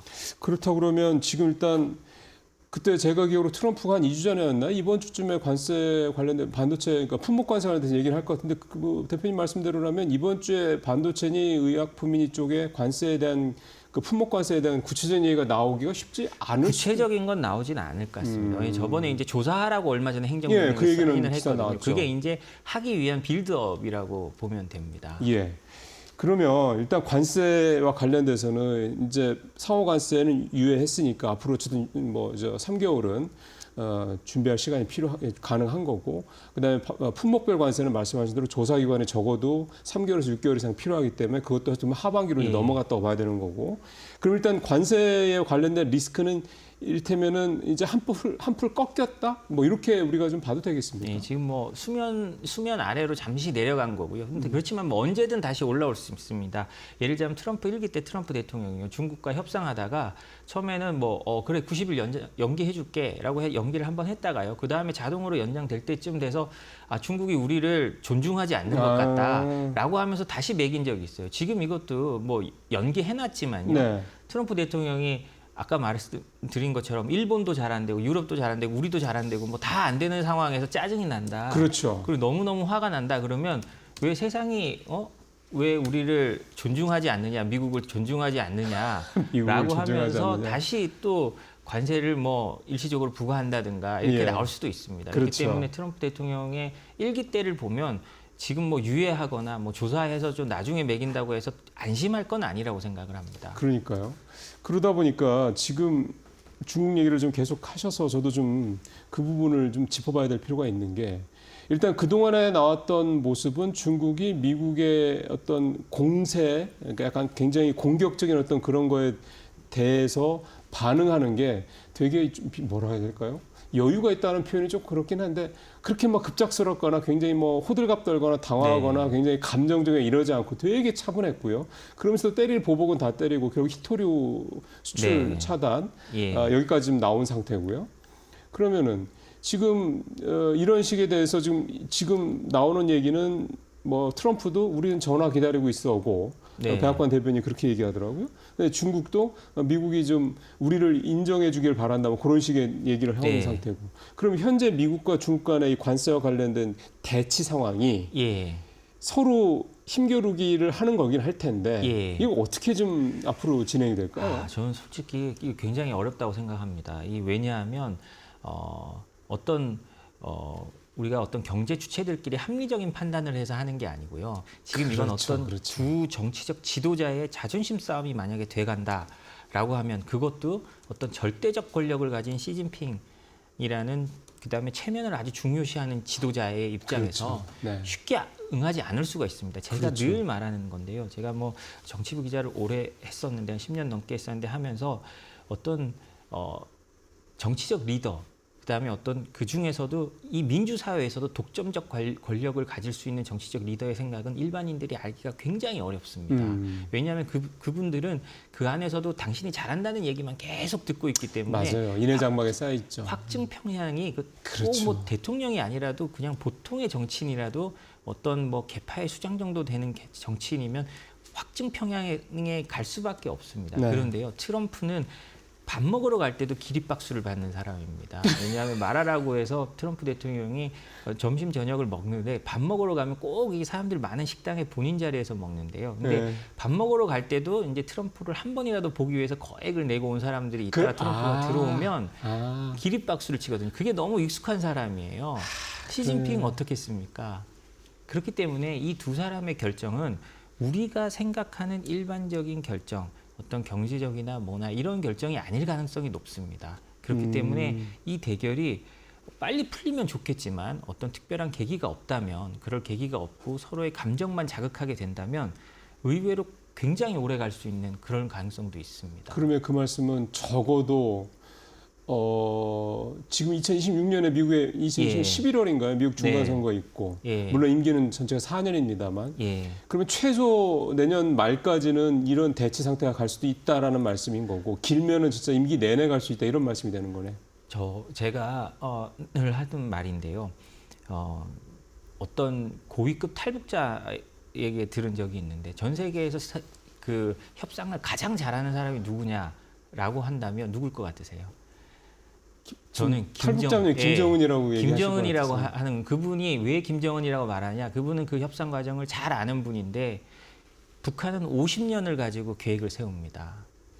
50 앞으로 나갈 50년을 가지고 계획을 세우는데 트럼프는 내년 중간 선거를 그렇죠. 가지고 계획을 세울 거고요. 그렇죠. 시진핑은 뭐 사연임까지 가는 걸 생각을 하겠죠. 그렇죠. 그래봤자 뭐 지금 6, 7년 정도 보는 거죠. 예, 시간으로 프레임을 봤을 때 협상은 시간을 길게 가지고 있는 쪽이 훨씬 유리합니다. 급하지 않을수록 예, 유리한 거니까. 그리고 이게 재수 없으면 근데 미국에서도 지금 나오는 건데 피터슨 경제연구소의 연구소장 같은 분들이 하는 얘기가 저는 그분들의 논리에 완벽하게 동의하는 건 아니지만 자칫 잘못하면 경제적 베트남전이 될 수 있는 겁니다.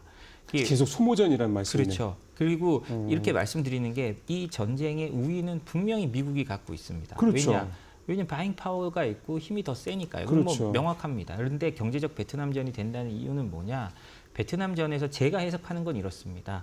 베트남전의 전사자는 미국이 5만 8천 명입니다. 베트남군, 그러니까 북베트남하고 베트콩의 전사자가 얼마인지 아시면 진짜 깜짝 놀라는데 한 100만 명 돼요? 110만 명입니다. 그럼 22배라는 얘기예요. 예. 사망자는 20배 정도 되는 20배 거죠. 정도. 그런데 그 전쟁 누가 이겼어요? 베트남이 이긴 거죠. 그렇죠. 끈질긴 놈이 이깁니다. 그렇죠. 사상자가 얼마나 나더라도 내가 이기겠다는 의지를 가진 사람이 있다면 공산주의 사회는 이길 수 있는 체제적 우월성이 있는 거죠. 그렇죠. 시진핑은 7, 8년이라고 하지만 또 예. 모르는 거죠. 그렇죠. 그리고 지금 이미 이 트럼프의 관세나 이런 거를 이미 그 국내적으로 선전선동하기를 아편 전쟁과 같이 우리를 서구가 밀고 들어오는 거다. 이렇게 선전선동을 해서 점점 중국도 그런 식으로 이렇게 약간 이데올로기 전쟁으로 만들어 갔군요. 전쟁으로 네. 만들어 간다면 네. 우리가 이게 쉽게 풀린다고 생각하지 않을 수도 있습니다. 물론 가장 좋은 거는 양측이 어떤 선언적인 걸 하고 이제 일단 풀고 그 다음에 협상을 해나가는 게 가장 좋겠죠. 그렇지만 최악의 상황을 생각을 예. 한다 본다면 뭐 경제적 베트남전이 될 수 있다라는 것도 뭐 불가능한 건 아니라고 생각을 합니다. 예, 이게 사실은요, 전망이라는 거는 그야말로 전망입니다. 이게 예. 전망에 대해서 말씀을 하시는 전문가분들 입장에 따라 충분히 다 이 뭐랄까 진폭이 클 수 있기 때문에 지금 조 대표님 말씀대로 최악의 상황을 지금 말씀하신 거고, 왜냐하면 이제 질문을 제가 드리고 거긴 합니다만 일부 이제 중국 쪽 전문가분들의 또 얘기는, 그러니까 중국 쪽 전문가분들 얘기입니다. 이게 지금 조 대표님 사실상 좀 미국 예. 쪽에 좀 더 그게 네트워크나 이런 것들이 더 지금 많으신 분이고 경험이. 중국 쪽에서 공부하시 중국 쪽에서 오랫동안 이제 관련돼서 그 네트워크를 만든 전문가들의 얘기는 결국은 두 사람은 타협할 거다 이렇게 보는 분들도 계세요. 아, 예, 그럼요. 그러니까 예. 이게 사실은 전문가분들마다 자기 이제 뇌피셜이 다를 수밖에 없는 건데 어차피 전망이니까. 예. 이 두 사람이 타협을 할 수 있다라는 가능성에 대한 부분들도 네.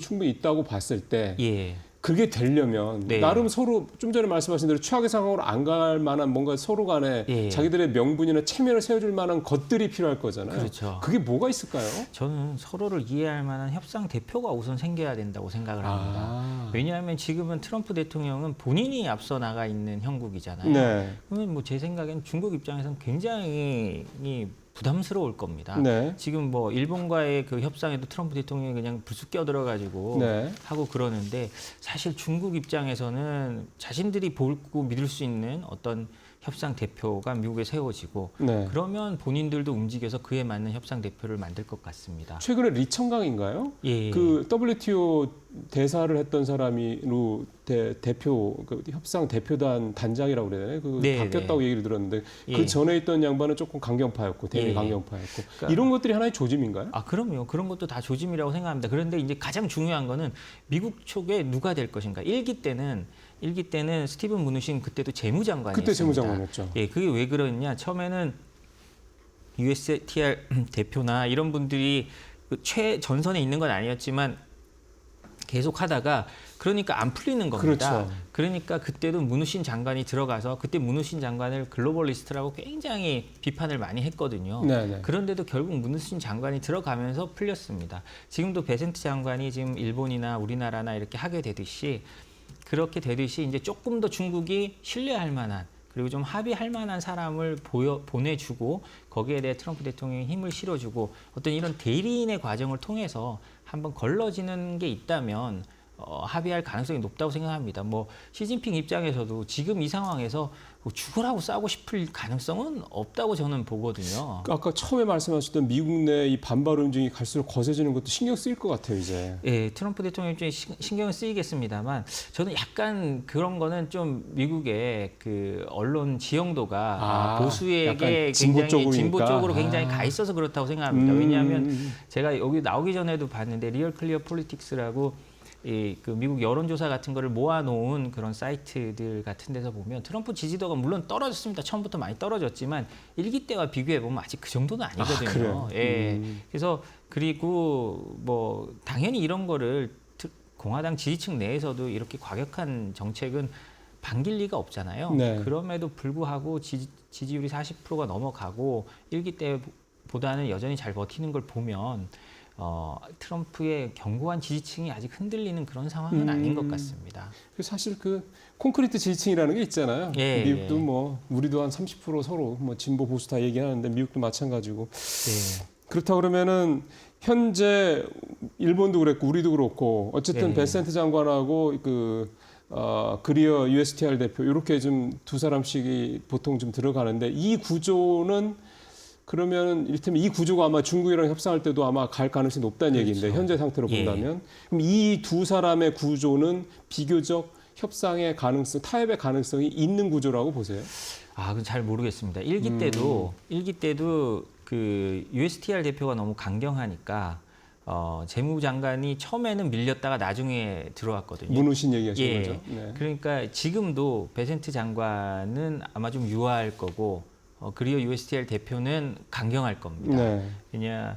왜냐하면 일기 때 USTR 대표의 비서실장 출신이니까요. 그렇죠. 그러니까 좀 강경할 겁니다. 그래서 그 둘 사이에 아마 권력 구도나 그 사이에 이제 어디에 힘이 실리느냐 이런 것도 나중에 이제 당장은 안 나오겠지만 어떤 회고록 같은 거에 한 5, 6년 후에 네. 보면 좀 나오겠죠. 이제 그 최근에 왜 뭐 거기서 붙여서 좀 드리는 질문입니다만 뭐 정권 초에 취임 초에 그냥 뭐 무소불위의 권력을 이렇게 휘두르던 트럼프 다음이지만 네. 머스크가 요즘에 자꾸 뒤로 밀리고 예. 특히 관세 전쟁이 격화되면서 뒤로 밀리는 느낌이고 그거를 좀 계속해서 좀 뭔가 이렇게 그립을 쥐고 있는 게 베센트라는 얘기가 좀 나오다 보니까 예. 이것도 예. 뭐 사실 미국에서 나오는 얘기니 예. 우리가 해석을 어떻게 해야 될지 싶긴 합니다만 예.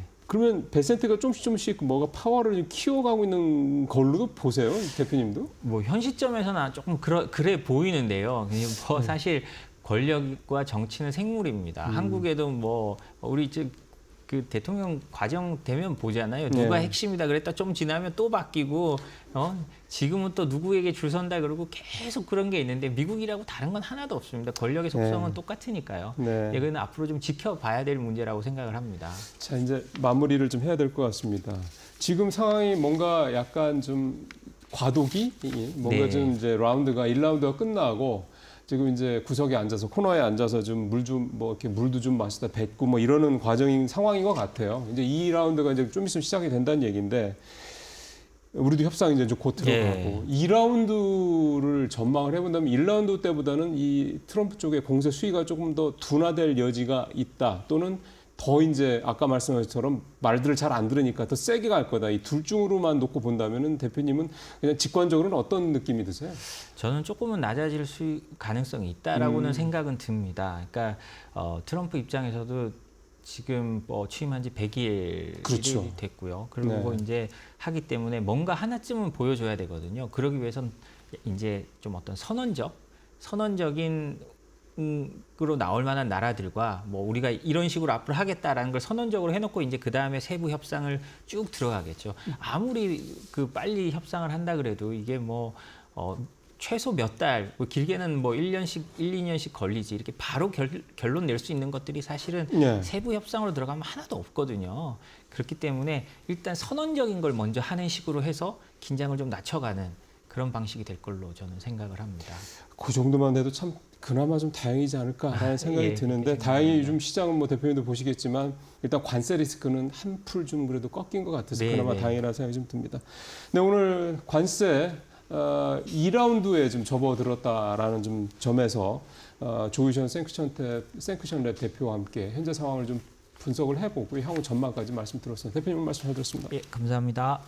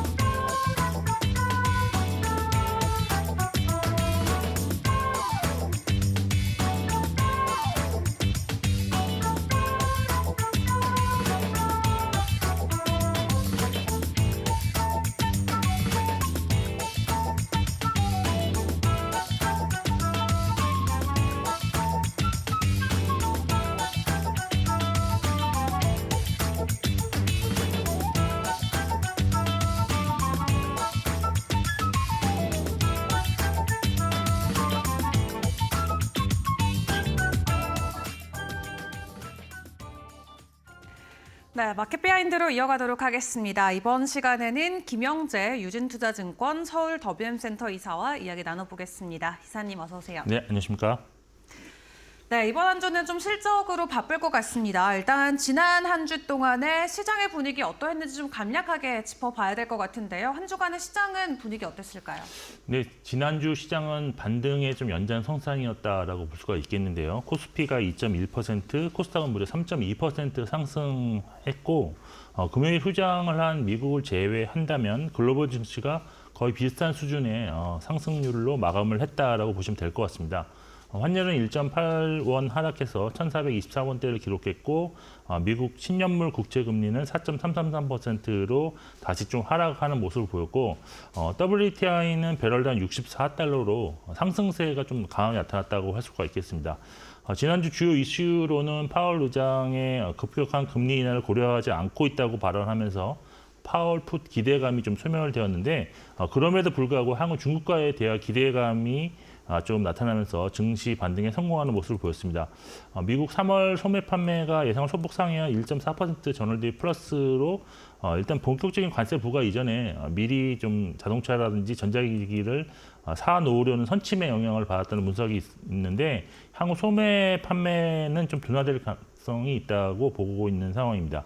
수급적으로 외국인이 코스피를 1조 2,700억 원 순매도했고 코스닥 또한 1,400억 정도를 순매도했는데 2주 전 대비로는 매도세가 그나마 좀 상대적으로 약해지는 모습을 보였다고 볼 수 있고 종목으로 외국인은 코스피에서는 한국전력을 750억 원 순매수해서 2주 연속 1위 종목이 되었고요.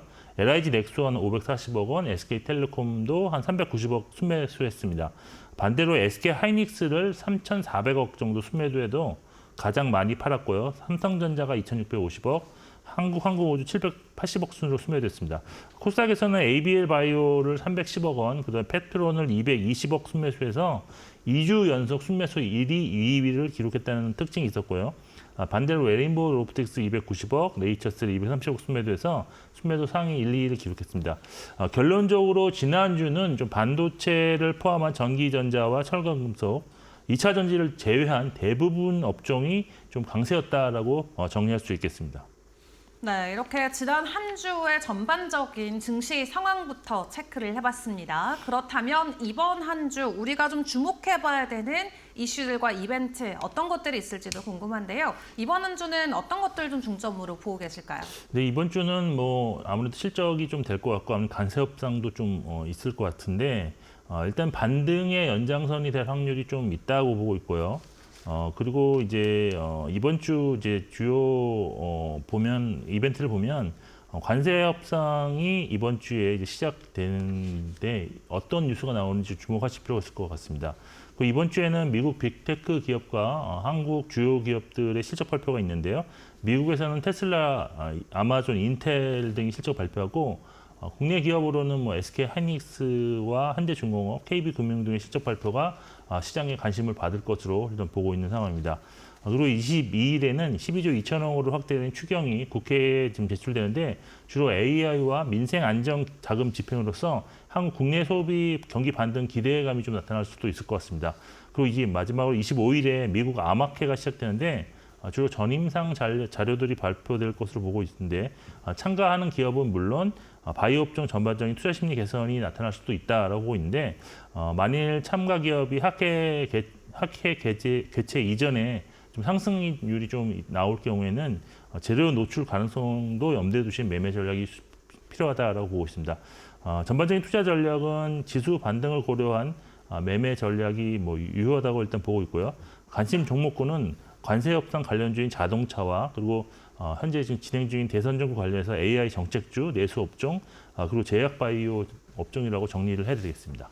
네, 이렇게 이번 주 우리가 좀 중요하게 봐야 되는 이벤트도 점검을 해봤습니다. 중요 기업들의 실적 발표뿐만 아니라 바이오 학회까지 현재 예정이 돼 있는 만큼 일정들 꼼꼼하게 챙겨보시길 바라겠고요.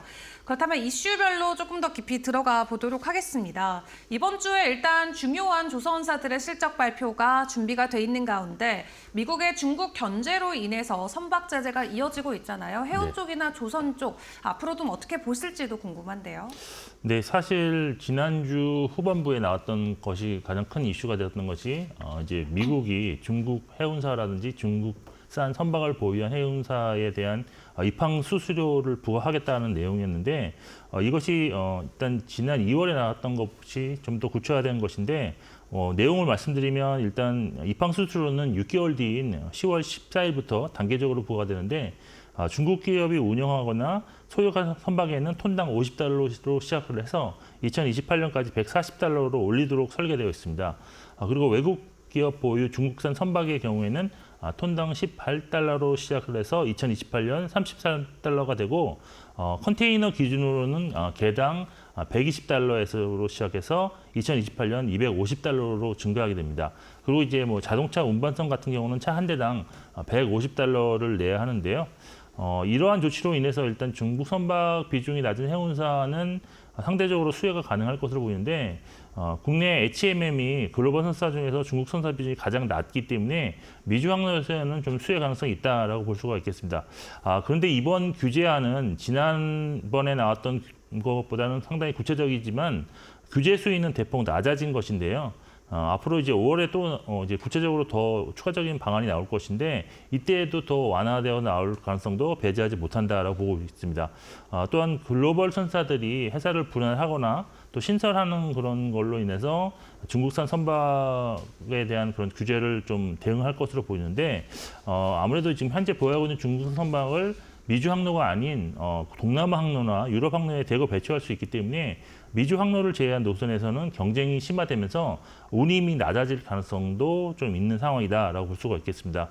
그리고 무엇보다도 사실 업황이 상당히 지금은 별로 좋지 않은 면이 있는데 사실 코로나 시기에 이제 높아진 운임을 배경으로 그때 이제 발주를 한 선사들이 많았는데 이러한 발주한 배들이 현재 지금 인도되고 있는 상황인데 따라서 이러한 공급 증가가 결국은 운임 하락으로 이어질 수 있는 점 그리고 이것이 좀 더 1, 2년 더 지속될 수 있다는 점이 가장 큰 문제라고 할 수 있겠습니다.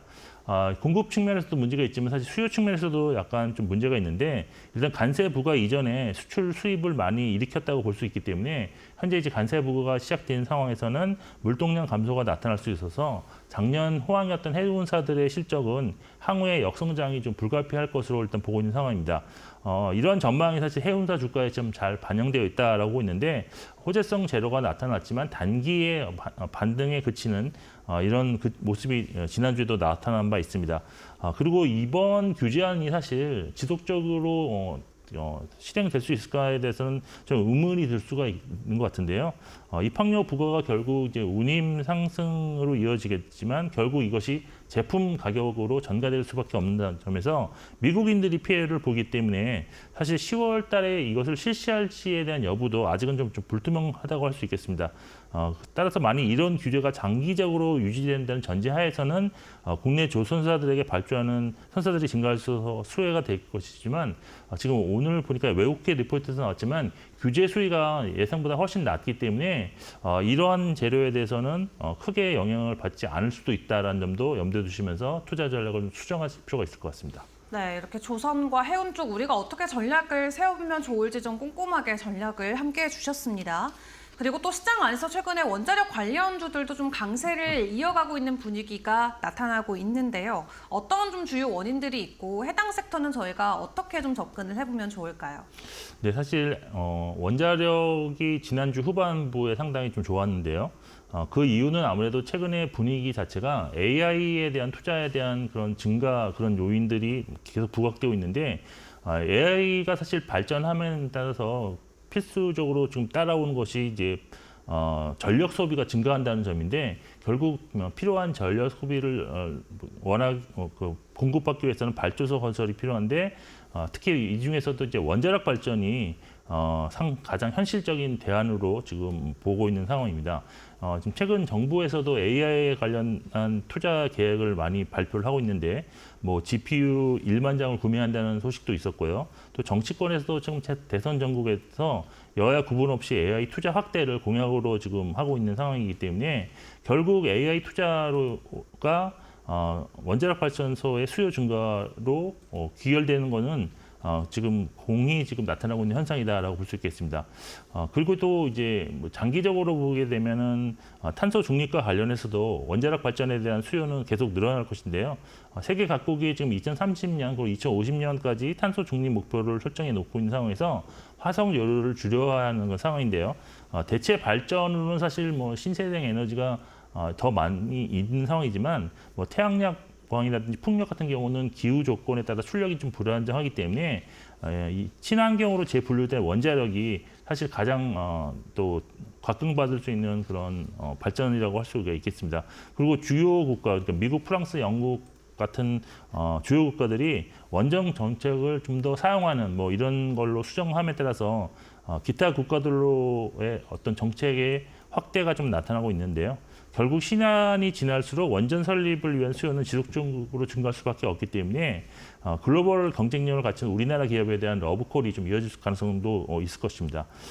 관련해서 이제 뭐 종목을 보셔야 되는데 저는 단기적으로는 현대건설이 이제 가장 유망하지 않겠느냐라고 보고 있습니다. 그 이유는 일단 현대건설 같은 경우가 삼성물산과 더불어 원전에 대한 건설 경험이 가장 풍부한 건설사이고 또한 그 소형 모듈 원자로 부분에서도 좀 앞서 있다는 평가를 받고 있는 상황입니다. 그리고 원전 이외에도 우크라이나 재건 가능성도 있는 종목이고 또 트럼프 대통령과 북한과의 관계가 향후에 좀 더 개선될 가능성도 있기 때문에 상당히 대북 관련 수혜도 기대할 수 있습니다. 그리고 마지막으로 그 대선 국면에서 과거 건설주가 상승했다는 점을 고려한다면 단기적으로는 일단 현대건설이 가장 좀 주목받지 않겠느냐라고 보고 있고 지금 주가도 꾸준히 상승하는 그런 흐름이고 중장기적으로는 뭐 두산 에너빌리티가 뭐 원전주 대장인데 상당히 좀 관심을 가져야 된다고 보고 있습니다. 원전 주기기 제작의 독보적 기술을 보유하고 있기 때문에 사실 국내뿐만 아니라 해외 그 원전 수주지 수혜가 예상된다는 점에서는 가장 유력한 뭐 탑픽 후보라고도 할 수 있겠습니다. 네, 단기적으로는 해당 섹터 안에서 현대건설 유효하다 말씀을 주셨고요. 그리고 또 함께 지켜볼 업종 중에 하나가 또 자동차 쪽이 아닐까 싶습니다. 이번 한 달 동안 관세 이슈로 엄청난 등락을 오갔었는데 사실 지난주까지만 하더라도 52주 신저가를 돌파를 했다가 지난주에 조금 반등의 흐름을 지금 보여주고 있거든요. 현재 구간에서 그렇다면 투자 전략은 어떻게 챙기는 게 좋을까요? 네, 말씀하신 대로 지난주에 가장 약세였던 자동차 종목들이 주가의 반등에 성공하는 모습이 지난주에 나타났습니다. 그 원인은 아무래도 5월부터 부과 예정이었던 자동차 부품 관세를 미국 내 기업 그리고 소비자에게 좀 피해가 예상된다는 점을 들어서 관세 유예 가능성을 시사하는 그런 발언이 주 초반에 나왔기 때문이라고 할 수가 있겠는데요. 사실 미국 그래서 반등이 나타났는데 또 이번 주부터 시작되는 뭐 미국과의 어떤 관세 협상에서 우리나라 경제부총리와 산업부 통상부 장관이 참석해서 상호 관세율 협상과 더불어 품목관세 중에서도 자동차 관세도 언급한 것임을 밝힌 점도 투자 심리에 상당히 긍정적으로 작용했을 것으로 보고 있습니다. 그렇지만 이제 리스크 요인도 아직도 존재하고 있는 상황인데 현재 지금 25% 관세가 부과되고 있는 만큼 향후 증권사들의 추정치가 소폭이나마 추가적으로 하향 조정될 수 있는 상황이고요. 이것이 현재 이제 낮은 밸류에이션 수준으로 어필하고 있는 투자 매력에 대한 투자 포인트에 대한 그런 거에 대해서 좀 불확실성을 좀 내포한다고 볼 수 있어서 지금 확신하고 매수하기에는 조금 어려운 상황이라고 할 수도 있겠습니다. 하지만 향후 추가적인 어떤 실적 하향 조정이 나타난다 하더라도 실제 하락은 좀 단기적으로 그칠 가능성이 있다고 보고 있고요. 또 현대차 그룹이 제시했던 강화된 주주 환원 정책들, 뭐 예를 들어서 좀 6% 이상의 고배당 수익률, 그리고 뭐 자사주 매입과 소각 이런 것을 통해서 본 주당 순이익 증가를 고려했을 때는 주가는 하락보다는 반등 가능성이 좀 더 있는 구간에 놓여 있다고 좀 판단하고 있습니다. 그리고 무엇보다도 관세 인상으로 인해서 미국 소비자들이 피해를 볼 수 있는 상황이기 때문에 현재 부과되는 관세율이 장기간으로 유지될 가능성은 크지 않다라고 보고 있는 상황입니다. 협상을 통해서 관세율이 낮아질 수 있다는 점을 감안해야 되고요. 그리고 현재 지금 PER로 본다면 현대차라든지 기아가 모두 PER 4배 미만 밸류에이션을 보유하고 있는데 이것이 과거 밸류에이션 하단이라는 점을 고려한다면 투자 전략은 보유하신 투자자분들은 계속 보유하시는 것이 좋을 것으로 보고 있고요. 장기적인 관점에서도 신규 매수는 좀 해보는 그런 스타트 가능한 시점이라고 판단을 하고 있습니다. 네, 저점을 다지고 다시 올라오고 있는 자동차 섹터. 일단 단기적인 관점에서 계속 보유를 하되 장기 관점에서도 충분히 유입할 수 있는 구간에 와 있다 설명을 주셨습니다.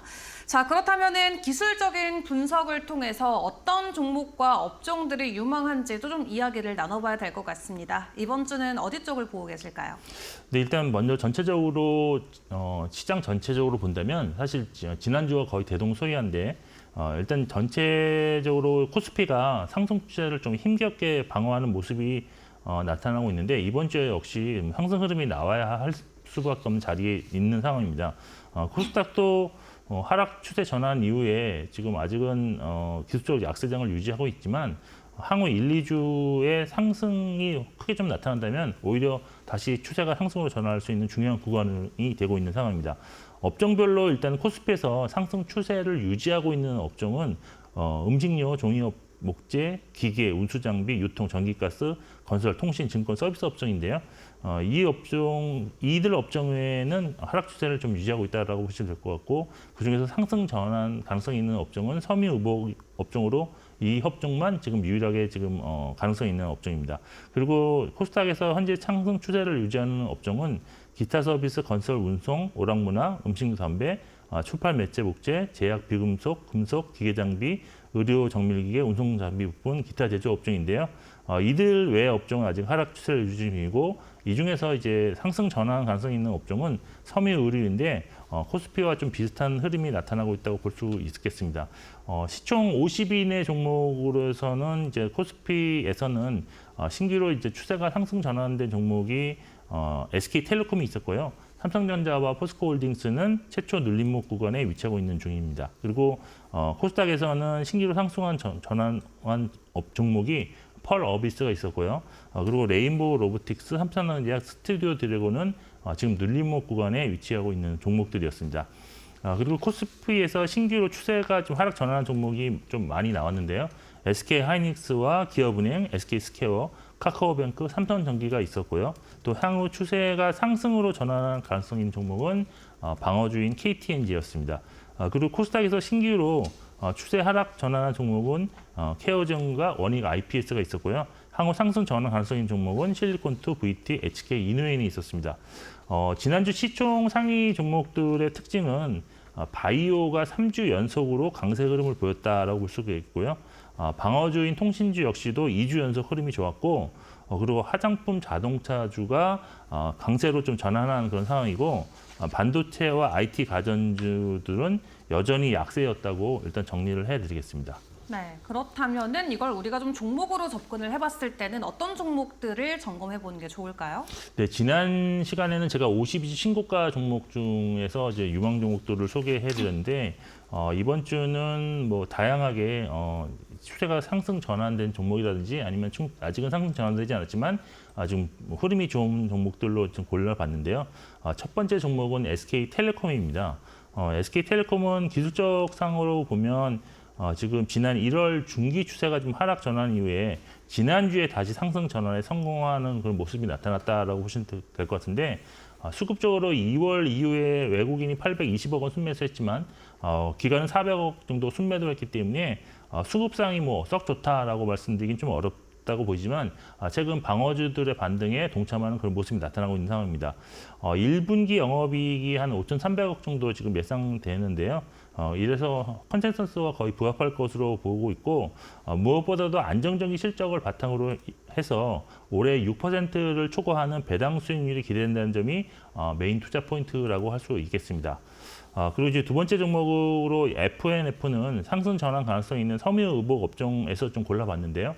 기술적으로 본다면 1월 중기 추세가 상승으로 전환한 이후에 현재는 최초 눌림목 구간에 위치하고 있는 그런 종목입니다. 수급적으로 2월 이후에 기관이 한 440억 순매수했지만 외국인은 120억 순매도해서 수급 상황이 여전히 뭐 썩 좋다고는 할 수는 없는데 1분기 실적 예상은 지금 경기 불황에 따라서 국내는 좀 부진하지만 상대적으로 중국은 4% 성장이 나올 것으로 기대되고 있는 중입니다. 핵심 투자 포인트는 중국의 신진기로 진출한 아웃도어 브랜드 디스커버리의 성장성이 올해 좀 크게 나타날 수도 있다는 점인데요.